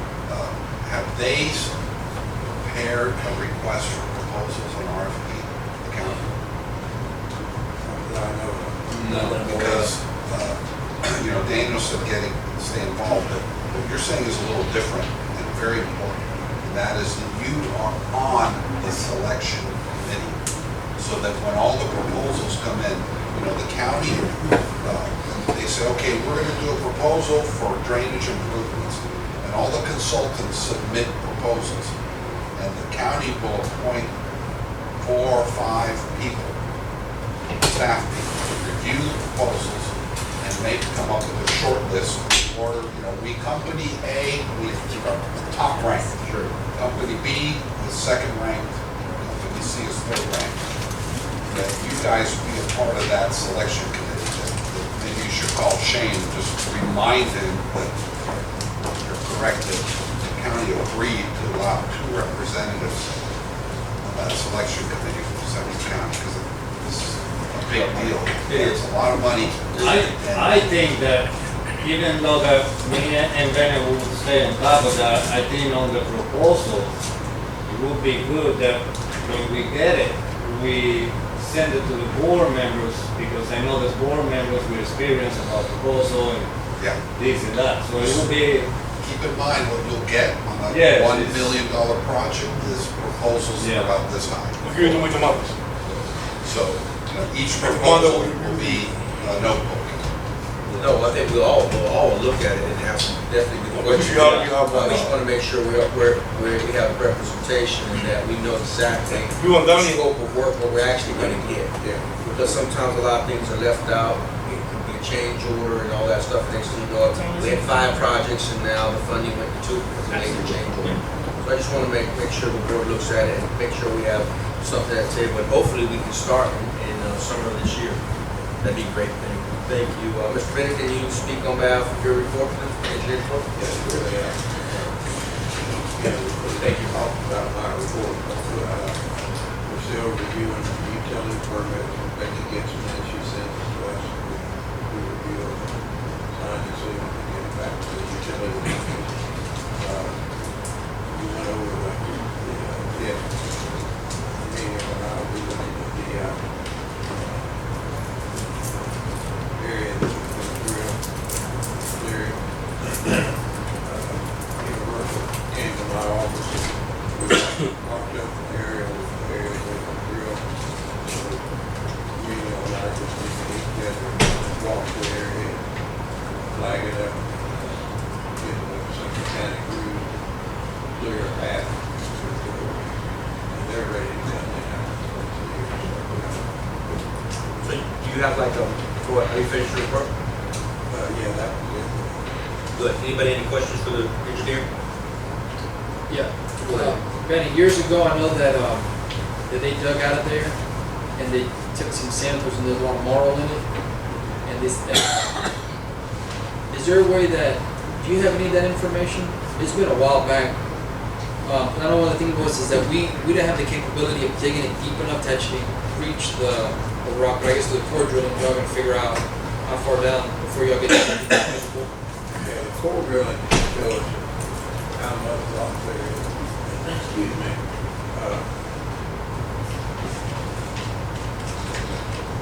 It'll tell us how much rock there is, how much overburden there is Yeah. of the rock. We should know a little bit about the hardness of the rock. We're also gonna take samples to do the core drilling and sample to know how much of the fine material there is. Yeah. Whether it's got too much fines in it, or plastic. Yeah. We tested some stuff out of there ourselves and got mixed results. So Right. some of the samples came out pretty nice stuff. Some of them had too much fines, which were Yeah. silky. And so, and none of them really had enough carbonate material in it to qualify for DOT rock. Yeah. But they probably would qualify for a magnet shell type of base material. Yeah. Separate. No, it would be base material, but it would be DOT shell out of DOT line rock. Correct. We had DOT magnet shell. The guys from Universal, when they came over and met with me, when they were familiar with what we were trying to do, they said they do a lot of work for U.S. Sugar, trying to determine where they can put pits to get their material to build their rock roads and their cane fields. They know what to do. Well, how deep are they gonna drill? I think they're going to drill 25 feet. Whatever capability of excavator be. Yeah, yeah. And we can dig that if we de-water and all that. but Correct. That's probably about what our limit would be as far as practical. Mr. Bennett, do we have like a square foot area, like a square or a map or something, as well as how many cores that we're gonna do? Do you know how many cores that we're gonna do? There Give or were take. eight cores. and Is that enough?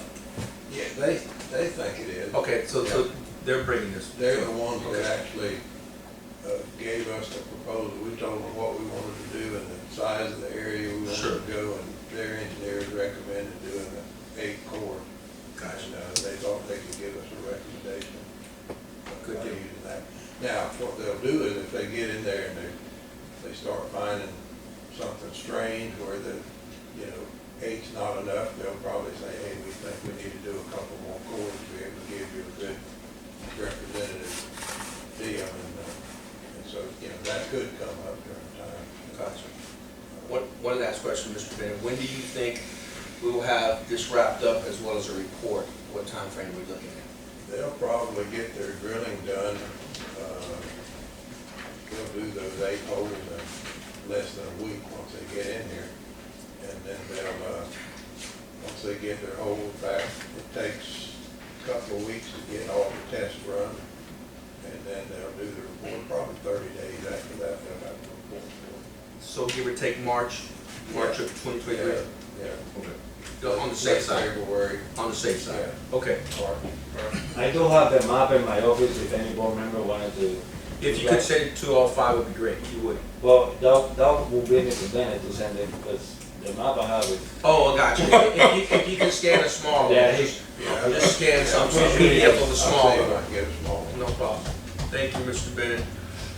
Mr. Boyd, your treasury report, please. Right. It was the treasury report for the month of November, 2 months this fiscal year.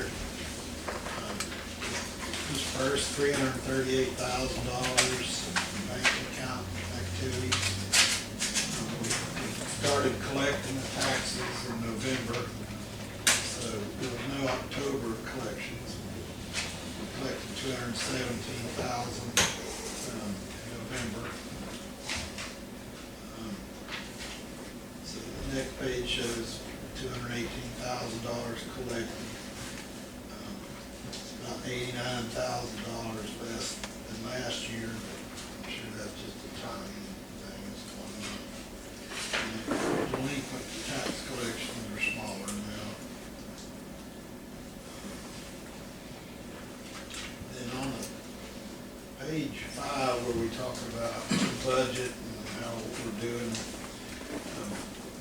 Arminio gone over pretty much in detail the major things when he was talking before.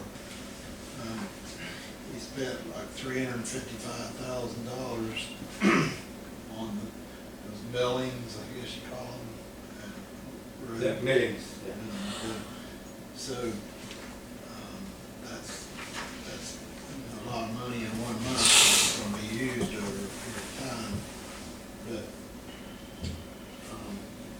the total amount, that we have shown as the second column, we showed $399,000 of expenses over revenues for the 2 months. That's partially because 1 month you didn't have any revenue in October, so that's a timing thing. And he went over the, $355,000 for the roads, and the signage is $40,000. But because we haven't spent some of the other things down near the bottom, we're a total of $124,000 over his expenses if you just took 2/12 of the budget. So that's how far, we are over budget, so it's $124,000. But he's already gone over the details of expenses. And just so you guys know, we haven't buying any more meetings, and we're not buying any more through the rest of the year. We already got the money. I would like to say that it has been very positive, the way that the roads have been fixed with the middle. I mean, the residents are really happy. So to me, the $350,000 that have been invested have been well invested, because it's for the benefit of the residents of the town. So I think that's a very good job that you have to do.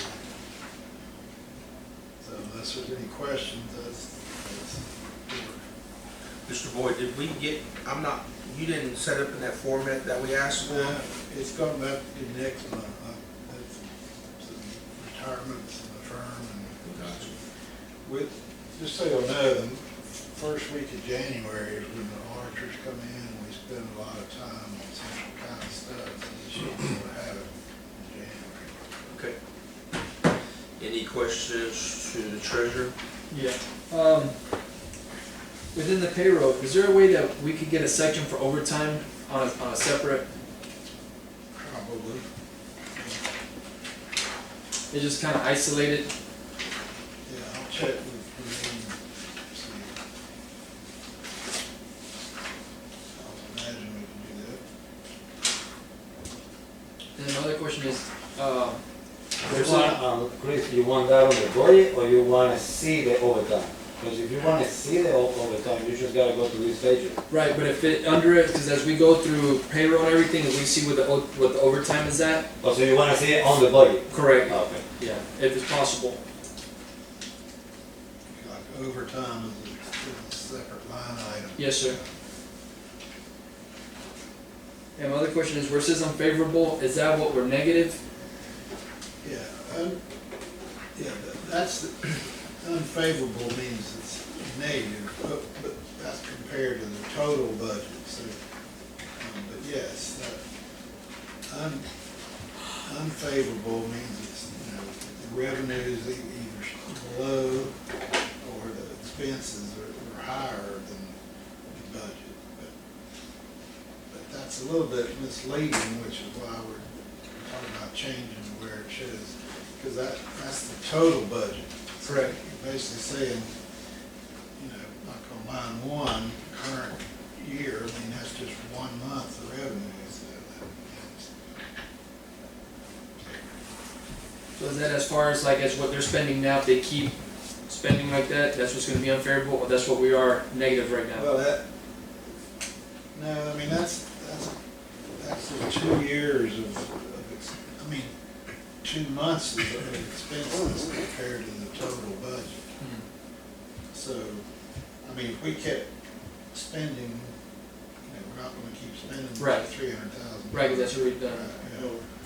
So, I mean, to answer your question, variance unfavorable is the one that's in parentheses. Right. Like, just say if you look down at, street signs, which you talked about, Yeah.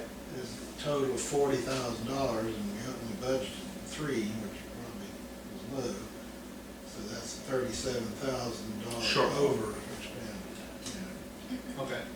So yes, that's the way that So everything in parentheses is a shortfall. is. Right, but it's as compared to the total. Yes, yes, no, I Correct. completely understand.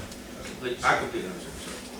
Okay, I'll deal with that overtime, separate line item, and then the switching formats too. Any other questions for Mr. Boyd from the board? No questions. Thank you, Mr. Boyd. Mr. Camaro, you want to give your? Sir, by Friday of this week, I'm gonna be sending out to all of you the updated summary and overview of the ethics, public records, and sunshine law. That's pretty much done.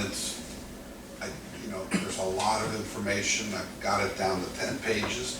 But then in each section, if you want more information, I've got a reference of an online document, for free that you can just access if you want to do a deeper dive. I didn't want to give you, a 50-page. Yeah. But after each section, I have a little, link that you can click on to get deeper on any kind of topic that you want. So that's finally done. Was involved in doing some elections research, dealing with the election supervisor, just to make sure we nail down all the issues with Mr. Self-Seat. And kind of already went over it, but I have been, I've started myself, although I'm not a consultant, I've started to put the environmental resource permit application together to assist our consultant. I kind of went over that previously.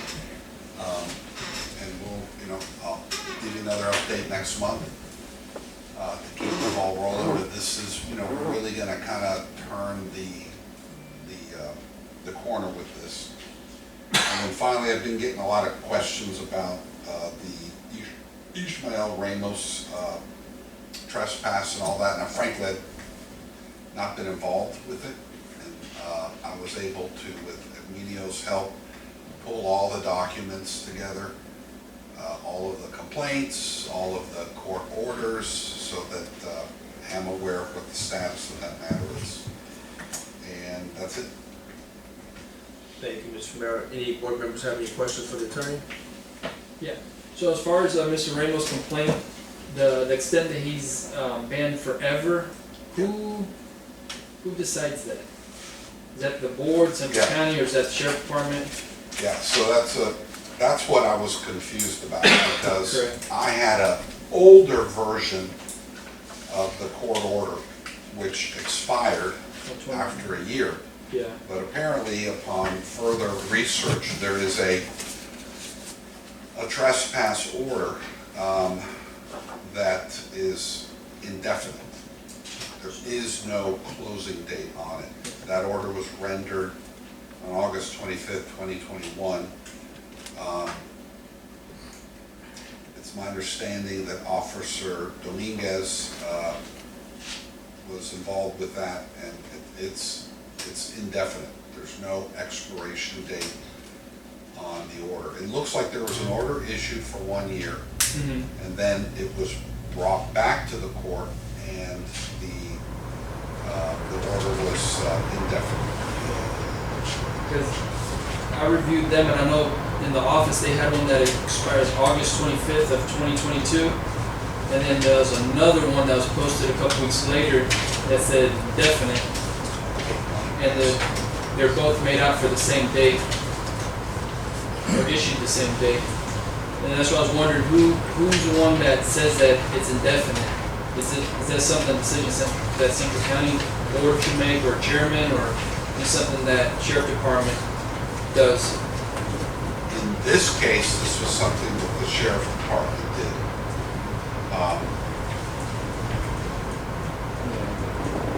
So I've handed out to everybody a copy of what is apparently the latest and greatest version of the trespass order, which has the indefinite expiration.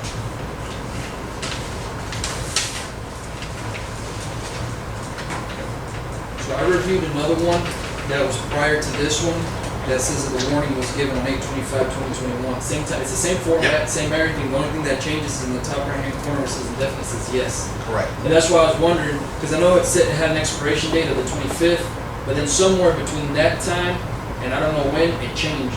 And I was wondering if that's something that came through Central County, if it's something that somebody agreed to, or because my main issue is that, like I said, I don't condone anybody's actions, nor I'm here to justify anything. But my thing is that to any citizen that these type of incidents happen to, you know, I've never seen in my life anybody ever kicked out forever from this place. And I think it's kind of cruel and unusual.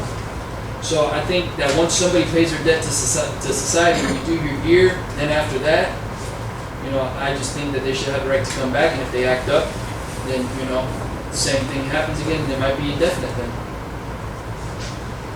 Muy humano. You stated there that I was the court. I stated the order indefinitely. Right? Right. So, Right here. that's the court. Yeah, so, yeah, to the best of my knowledge, But this is not from the court, this is from sheriff department. right. Like I It said, just, we gotta make sure that. No, I'm saying, what he read right there, right. he stated from the court. No, the trespass, no. Yeah. Let me first address the question you raised. So, to the best of my knowledge, nobody at Central County, including myself, were involved in any dealings with the Hendry County Sheriff's Office. The trespass warning that I just sent around to everybody is what's entered by the Hendry County Sheriff's Office. There's an underlying court order, the Hendry County Circuit Court, where Mr. Ramos was found guilty, charged with trespass. Based on that order, a trespass warning is issued. So they first have to work with the state attorney and the criminal section of the Hendry County Court to get the order, and pursuant to that order, the Hendry County Sheriff. It's no central county. Right. It's the sheriff and the court. Well, because I know the breach of peace was dropped by the state. He was never convicted of that, he was convicted of resisting. So the breach of peace was thrown out of court.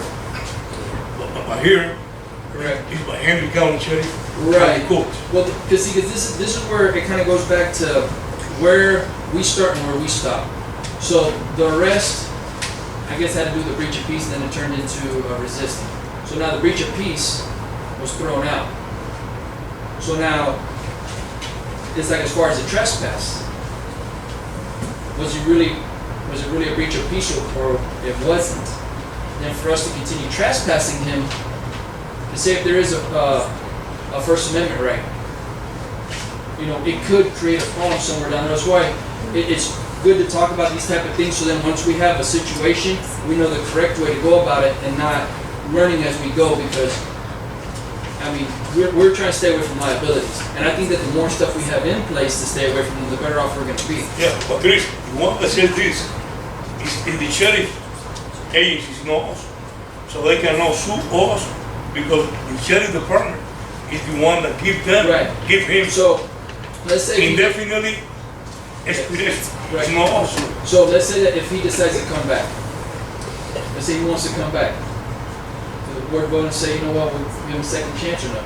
We can know who the sheriff is. Really? No, so if you wanted to request to the sheriff's office that this end or cease at some time period, you have the right to do so, because the trespass was on Central County property. So you could, after you could keep could petition the sheriff's office to lift trespass, because it's trespass. No, the sheriff could say no. In this case, because it's a trespass involving Central County property, it's highly likely they'll defer to your decision, whatever that is. That's kind of why I brought up the issue about trespassing people, because the chairman can trespass somebody, but then whenever somebody has wants to to be come back, board, right? it has to go through the board as a whole.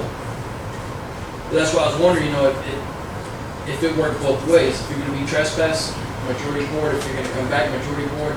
We already voted on this, so that's, like I said, some water under the bridge, but now you see how kind of, it doesn't make sense. But, it's just my opinion. What I see on this here, it's, this, even though if we voted for him to come back, it's up to the sheriff's office to make the last decision on that. Correct. Even if you say yes, the sheriff says no, then that's the end of it. We have more input with the sheriff. This is the sheriff's office. We don't make trespass. We don't wanna tell the sheriff what to do. So this is, I don't know. you could petition them or ask We them. can be in contempt. It's up to them. We can be obstruction to the law. This is, if we go to the sheriff and we tell him we don't want this to happen, I can be honest, that's obstruction to the law. We have any more? Because if he enter any property from Central County and any of the deputies arrest him, No, we cannot, you would be obstructing if you call them up and say, hey, come on over with this in place. You can't do that. The sheriff has to first lift that's what I'm it. saying. Right. But do y'all know when Central County got in possession of this one? Because I know they didn't have this, because I asked them about one that they had there, and it said the indefinite expiration, and they had the August 25th, I believe. And then I know after the whole ordeal happened, he was arrested and stuff, a couple weeks later, then this showed up. But I asked them if they had this, and I took a picture of it, and they said no.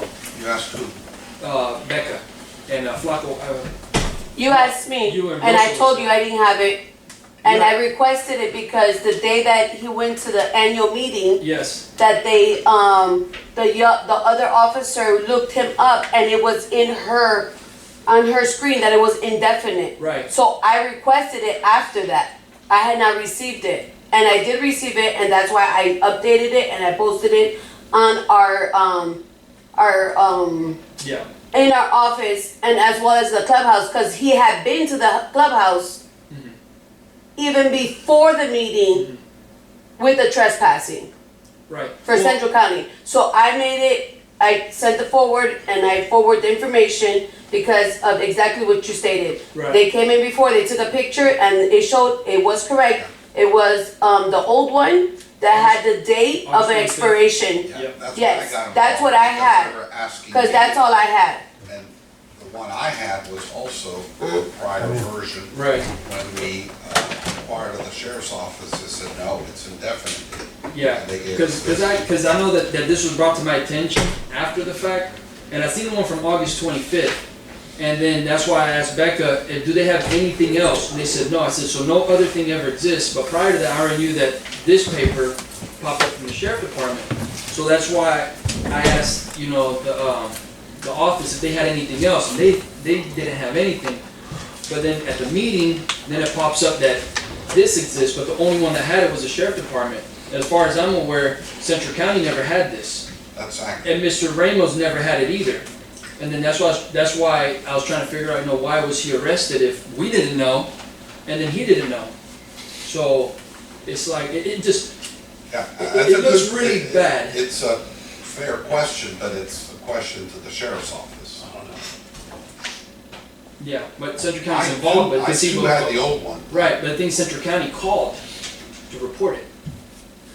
The Central County can report all they want. Right. It's the sheriff's office put the indefinite date on it. Yeah, but the thing is, Central County didn't have this till after the arrest. So Exactly. the thing is, so let's pretend that we don't see this.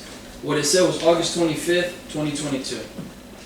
So whenever the phone call was made, whoever it was that called, I don't know if they asked about it or what, but the paper that they have in the office is August 25th. The landowner meeting was just in October. So it was way after August already. So looking at the paper, anybody would say he has the right to come to a meeting, right? This is August 25th, 2022. But then they called and said he's not supposed to be here. But Central County doesn't have this, Mr. Ramos doesn't have it. So then it's like, it just looks bad. Like, how did this come to be? You know, and unfortunately he was arrested. And then that's why I say, we end up in these problems. And I know sometimes board members they don't think some of these things are serious on why we need to vote on certain things or why certain things need to be spoken about more, is because these things like this could really cause us a lot of problems. And we don't need no more problems than what we have already. You know, like I said, and this right here just makes absolutely no sense at all. That's it. Anybody else have any questions for the attorney? With that being said, I think we are. Yeah, I have a question.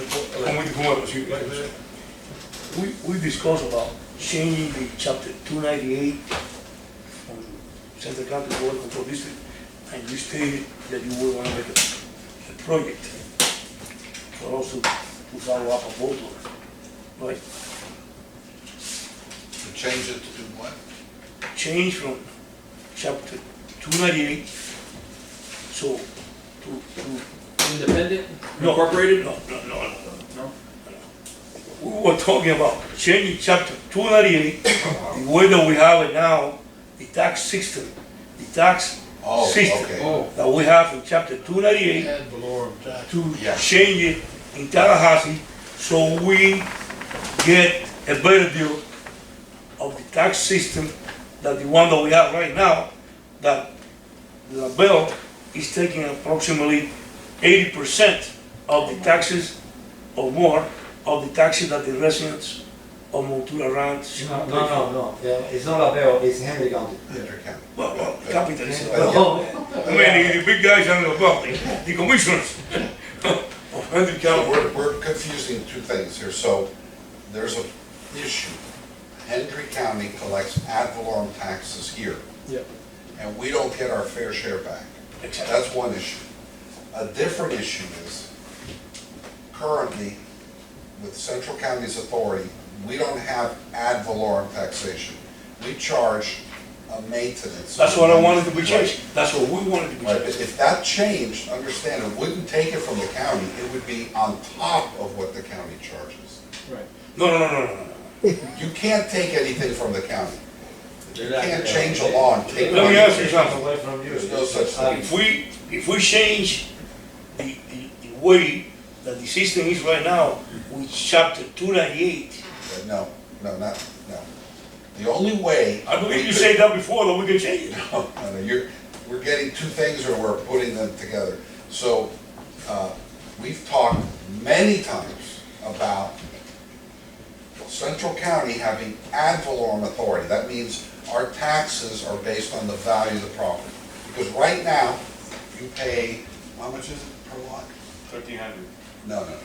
It's, 325. 325. 325. Okay, so if you have $1 million house or an empty lot, you pay 325, no matter what. To us.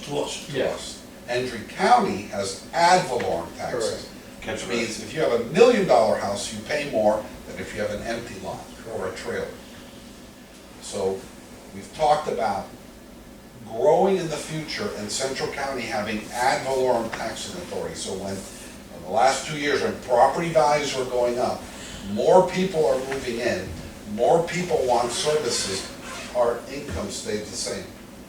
But Hendrick County's went up because we have a different tax system. But So you we- stated that we can change that. Yes, we can, but it How? doesn't take it from, no.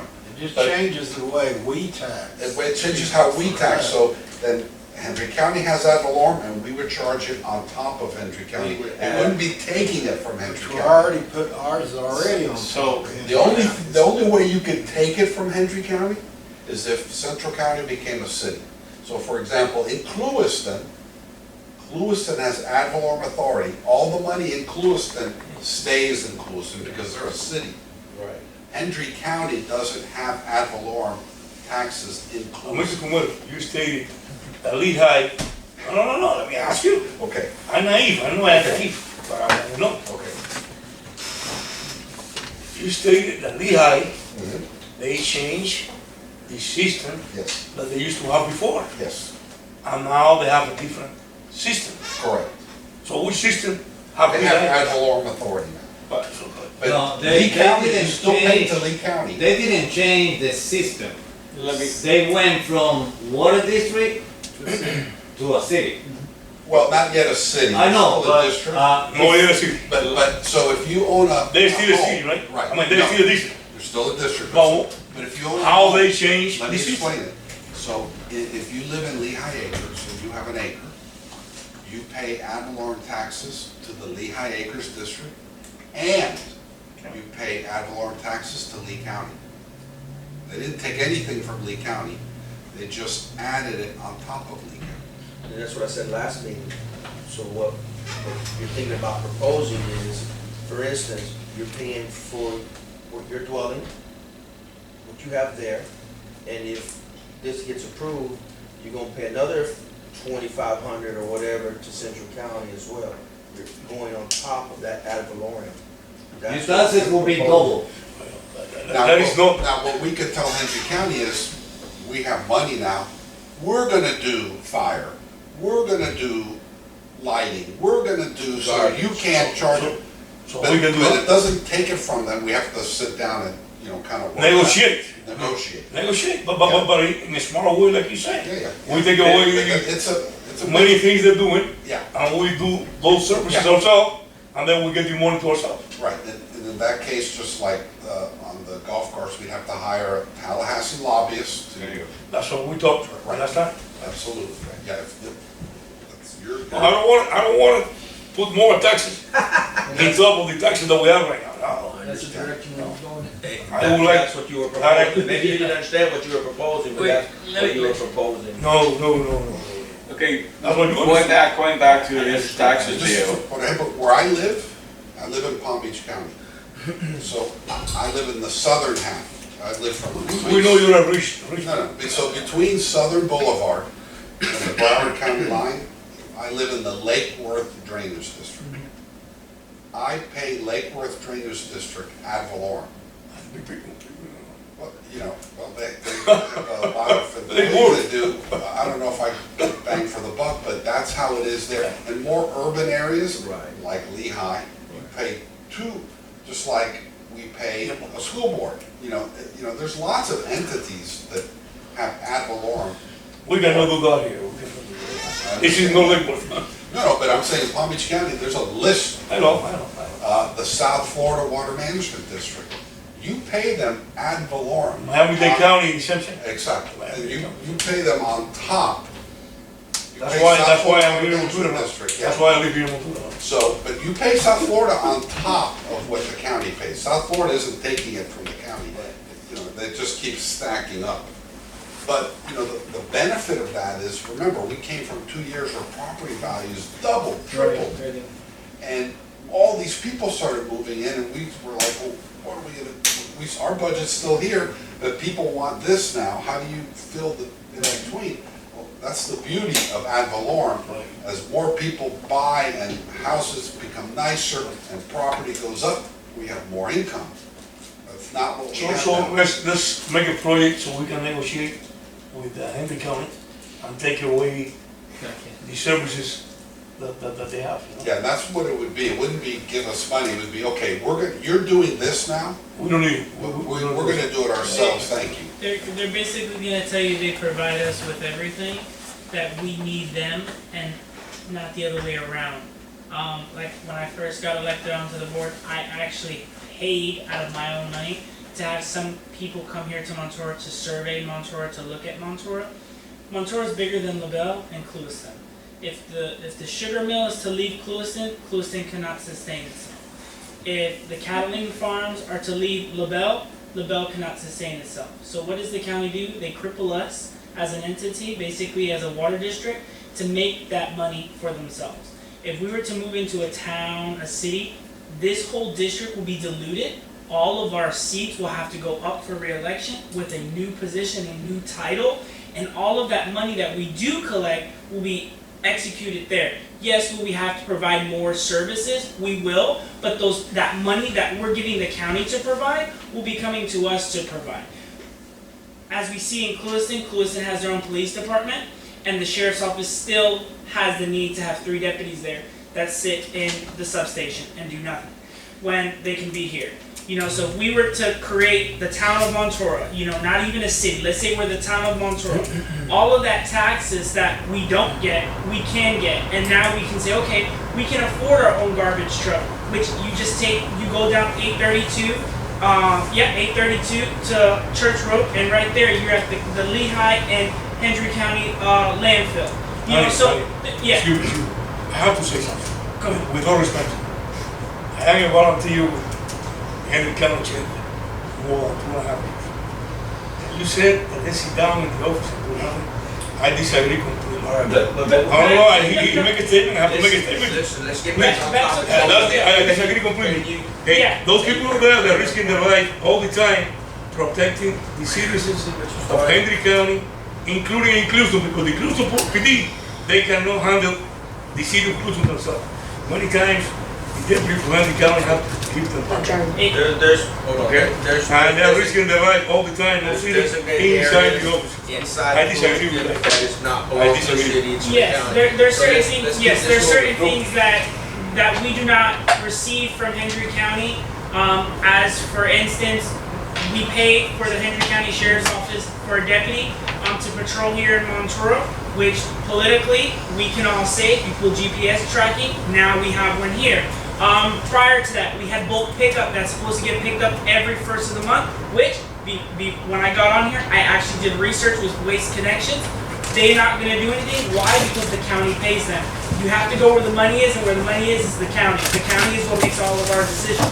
Okay, just like mosquitoes. We see them when we talk about it politically, and we talk to those individuals. We start seeing mosquito. The fire department, for instance, how come Clewiston and LaBelle, they get a lot of funding from, yes, they get a lot of funding from their town and their city that they can give to their fire department. We don't have that luxury. Why? Because we don't have that money. We have to call the county and say, hey, we heard that you guys got a new ambulance, like how you brought, why can't it be here? And what are they gonna tell us? The money. I agree with you in the ambulance. If we were our own town, if we were our own town and our own city, and all of this money was to stay here, you will see a dramatic increase in change in our population and a lot of people coming in here in Montoura. But until then, we are basically the cash cow. We give the county our money and we pray and hope that something's gonna happen and change. But what do we always hear year after year? Oh, Montoura has always been that way. Montoura's gonna stay that way. With that mentality, it is. But I don't believe it because I have seen areas just like Montoura within a 3-year span of them going from a district into a small town, grasping all of that money, going through all of these changes, and now they're beautiful places. Let me Mucho Moreno wants it. You know, guys, we're at 8:41, correct, right now? If we move the next 3 months to 7 o'clock, be 10 o'clock by the time we get done, just FYI. You voted, yes, you voted in favor. Okay, no, that's You fine, voted in no, favor, it's what you know, it's what happens. So- Now, on the other hand, we talk about That's why you voted. $20,000 or lobby in Tallahassee to change to have the ATV on the road, whatever. Why don't we just spend money to change, to propose the board to get more fair share from the Henry County in taxes and have a lowest in Tallahassee to get to that point to have, small city, small town. I think we should put that on the agenda for, the next meeting to the board member to vote on that. They better spend that money in 2 or 3 or 4 years, like you said, we would become a town, a city. Well, for us to become a city, is that something that the board has to do, or does that has to come from the constituents that they have to vote on? It has to be a majority rule, but there's a certain percentage that they have to meet to do that. Chris Austin, I wrote a 5-page Yeah. memo on this maybe a year ago. I'll send it to you. So there's a statute, Yeah. and the statute outlines a couple of different ways in which an area can incorporate into a municipality. So a village, town, or city, are the same thing. They're a municipality. There's only 2 kinds of local governments in Florida. There's municipalities and there's counties. Yeah. That's it. There's 418 municipalities, there's 67 counties. That's it. So I will send you that memo. It's very involved. So there's 2 ways. One is a citizens group forms an entity, landowners. Maybe like a grassroots deal? Yeah, so you know, the newest town in Punxsutawney is called Westwood. So a developer bought a 10,000 acre citrus grove, and he hired a Tallahassee firm, this very big developer, and they turned it into the town of Westwood. All the council members are officers of the developer. As they start selling homes, thousands and thousands of homes, it will eventually go to the citizens. The largest landowner controls the votes. That'll change. Yeah. So that's one way, and also it could come through, Central County helping organize that event. But it's a process. Correct. That developer hired a high-powered law firm that lobbied it through and used their connections. I mean, because I can tell you, Hendry County will hire a lobbyist. And so I don't have a crystal ball, but they'll find it. If they have any sense in their head. Yeah.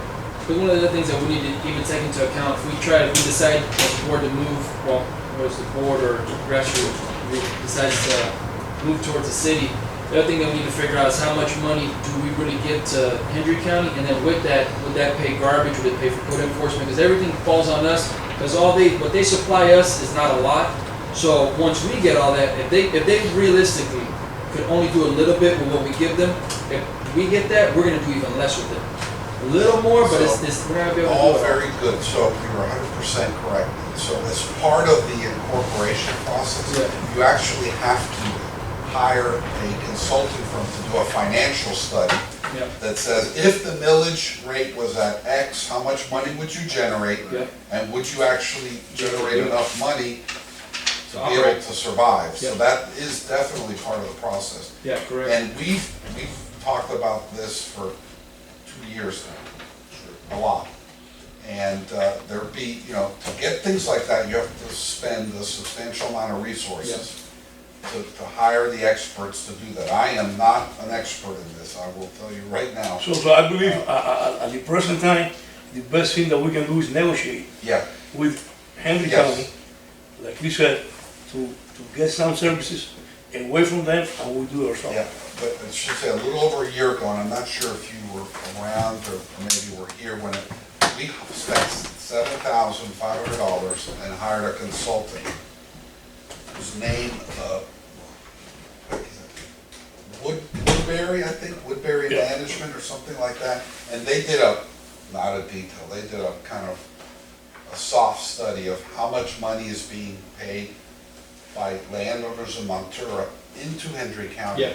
And then they went and looked at LaBelle and Clewiston. Correct. And that report, we can get you a copy of that report, I know we have it here somewhere, that said that, and this is very hard to do, and this report didn't do it in any detailed way, but they looked at the money going in and what we get back in services, and they found that there was definitely a gap. Correct. And one of the things that this board has talked about too is one of the cheapest ways to get more money back from Hendry County is people in Montura have to vote. Did you see the voter turnout at the landowners meeting? It was pathetic. Yeah. Well, it's a joke. There's 6,000, 7,000 lots here. Yeah. I mean, Well, 10%, if 10% of the people voted, which is very, very low, that's 700, 600, 500. Yeah. So, and I think Hendry County commissioners, those guys, they know damn well nobody votes here. So they're never gonna pay The attention. Hold on. We're not gonna keep going. It's already almost 9. Yes, you're right, you're right. You changing the time to 7 The p.m. 10, I'll be 10 now. We're in favor, we're in favor. I don't have an issue with that.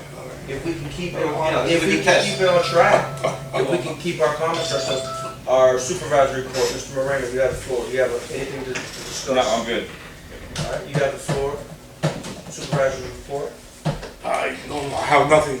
You ran out of words to say. No, I mean, I'm messing with you. we talk about everything already, you know. We did. Anything? We did a good job. Mr. Self, anything to report? Yeah. No, I just want to make a comment about the time.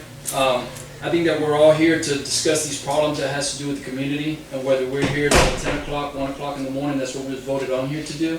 I think that we should really put our head to that, and I know we don't want to be here till late, but I think as long as we're discussing stuff that could make headway on something, I think if we have to be here till 10, it'll be, on my part, I'm good with it. And I hope that the board members feel the same. No problem. I respectively disagree with that because we can be more thorough. As small as we are, we can be a lot more thorough than we are. Mr. Santiago, you have a report? Yes, Go ahead. we'll start with these. Every year, as I'm very involved in the community and I speak with many of the community members, of what are things that they like to see, excuse me, what are things that they like to see and like to be addressed. They have seen that the board has came a long way. There is still room for improvement. Always. So I always I love negative as well as positive feedback. But from my seat, I want to thank John Fermero for another year of your hard work and dedication here to Central County and its constituents, its community, because everything that you help us making those critical decisions also go into effect and affecting them.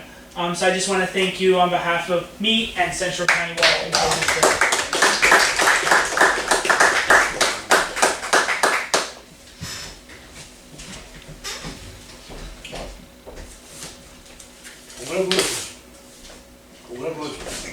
Good job.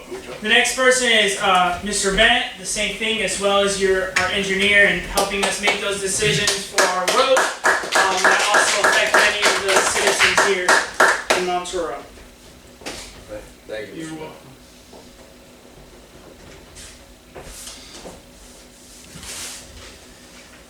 The guy who gets thrown a lot of curveballs sometimes. John Boyd, for our finance person who has helped us, increase a lot of stuff and helping us fix control.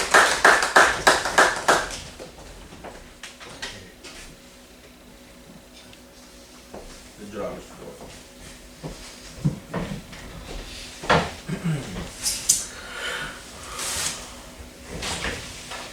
The guy who deals with the day-to-day operations and deals with the board and helping us address the issues that the community brings. Herminia.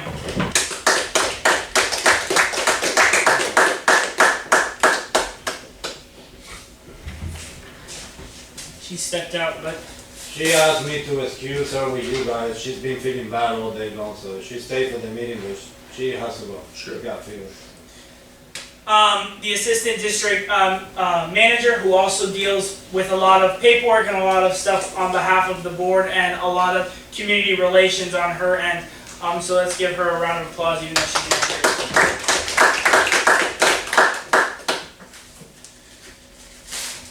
And one of the biggest events that we do, and I think it's very key that we do it, I always tell a little bit about what I hear from the parents.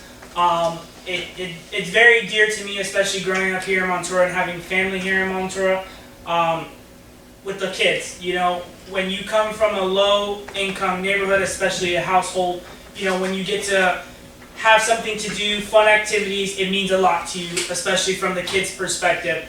But from the parents' perspective, it means a joy and a lot to see that staff and people come together to put on the event. And these past couple years, with the help of the board as well as Mata with the golf tournament and bringing more funding as well as donations that were given to the summer camp, it couldn't have been done without the curriculum that was there from Juliet, who's Flacco's wife. She's been doing it for the past 2 years now, and many parents appreciate her. She's a teacher at I think Westside, and she helps bring a curriculum to the kids so they're learning, but as well as having fun. They go home always with a smile and a full stomach. And from what I hear from parents is, from years ago when they were charging, I couldn't stand for that. Either could she. So I want to appreciate all the hard work she does with her team and helping us bring joy and smiles to the community of Montura.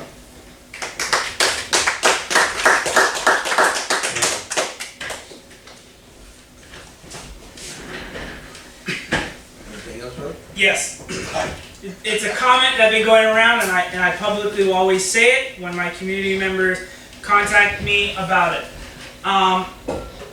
It's a very touchy subject for me, especially being on this board and being a member here of Montura. When we hear, and especially me, when I hear other elected officials that are in the county that have the power to address issues here in Montura and help us, and they simply don't because of the voting thing, is disgusting. These are individuals who get paid from our taxes. These are individuals who are take an oath to obligate and to serve us as our elected official. And there's recent comments that have been stirred that state that some county officials don't do anything for the community of Montura because they simply don't vote. And it's very sad to hear that, but you know, like I tell many of the constituents, and I want to bring this to the board's attention, as well as you guys all have your community relationships with them. When I hear comments like that, I want us to be very infumed, and I want to see us push that objective back to them. Our county commissioner, our sheriff, our supervisor of elections, and our school board superintendent, our tax collector, these are all people who are here to help us. And if you fail, in which I have, and I test them all, the beginning of the year, I send them our calendar of events. Hey, come on out, show your face. They have years to do that. And when they don't, when it comes to election, I think it's time that we put our foot down as the elected officials here in Montura to tell the citizens, get out and vote against them. Because if you don't, they're going to keep doing the same mumbo jumbo. Our county commissioner, he has helped us a lot with some current events. Our supervisor of election, we had a rocky start, but she does participate and show up to every event.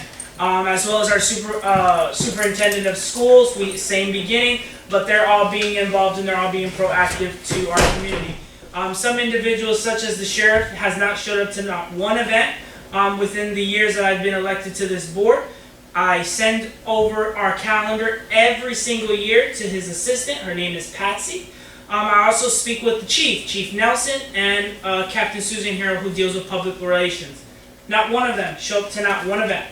And before this deputy was assigned here, we had Sergeant Dominguez. And before Sergeant Dominguez, we had what's called the throw-all. And what I mean by the throw-all is it's $275 that I pay for my money to pull GPS tracking from when there's no deputy here. And I can faithfully say that there is no deputy unless there is a call. And when a call comes, they'll come, respond to the call, and they'll leave and sit in Clewiston for the remainder of their shift. And if someone is ordered to come here to just drive around Montura, they would do what I call the U. They'll either go down Flagpole, down Pinecone, and up 833 and back to Clewiston, or vice versa the other way around. So I want, as an elected official here and representing the whole body of Montura, enough is enough. We're being neglected. There's many incidents where people are shooting their guns in the air, people are breaking into homes, vandalizing, and a lot of our citizens are getting frustrated because nothing's getting done about it. We pay way too much to the county in taxes that goes to the sheriff's office for them to say that we don't have a permanent district out here. They have west and east, and I think we should have central because we are bigger than LaBelle and Clewiston, and we're growing at a rapid pace, but he refuses to see that. So I just wanted to make that clear. As many of the citizens wanted me to state that publicly, I will. Enough is enough, and we need to stand with our community and making sure those issues do get addressed. I'm making a statement. Hold on. You had the floor already. You finished? Yes, I'm done. No, I want to make a statement. You have to wait till the next meeting, so. Why you give a statement to anybody else? You had your And you don't opportunity. You had your opportunity. But I want to make a statement We had your opportunity. about what he said. So, you had your opportunity. You can speak on the next one. You had your opportunity. I gave you full opportunity. So at this present moment, we ask for an adjournment. Can we get a motion on the floor to adjourn the meeting? Aye. A motion, a second. Meeting adjourned. Thank you.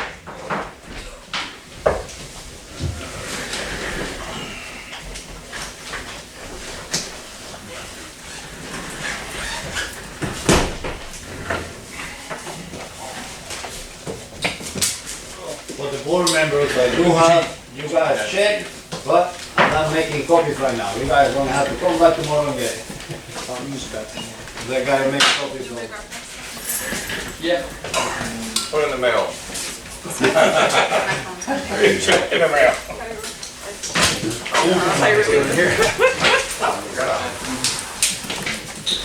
How are you?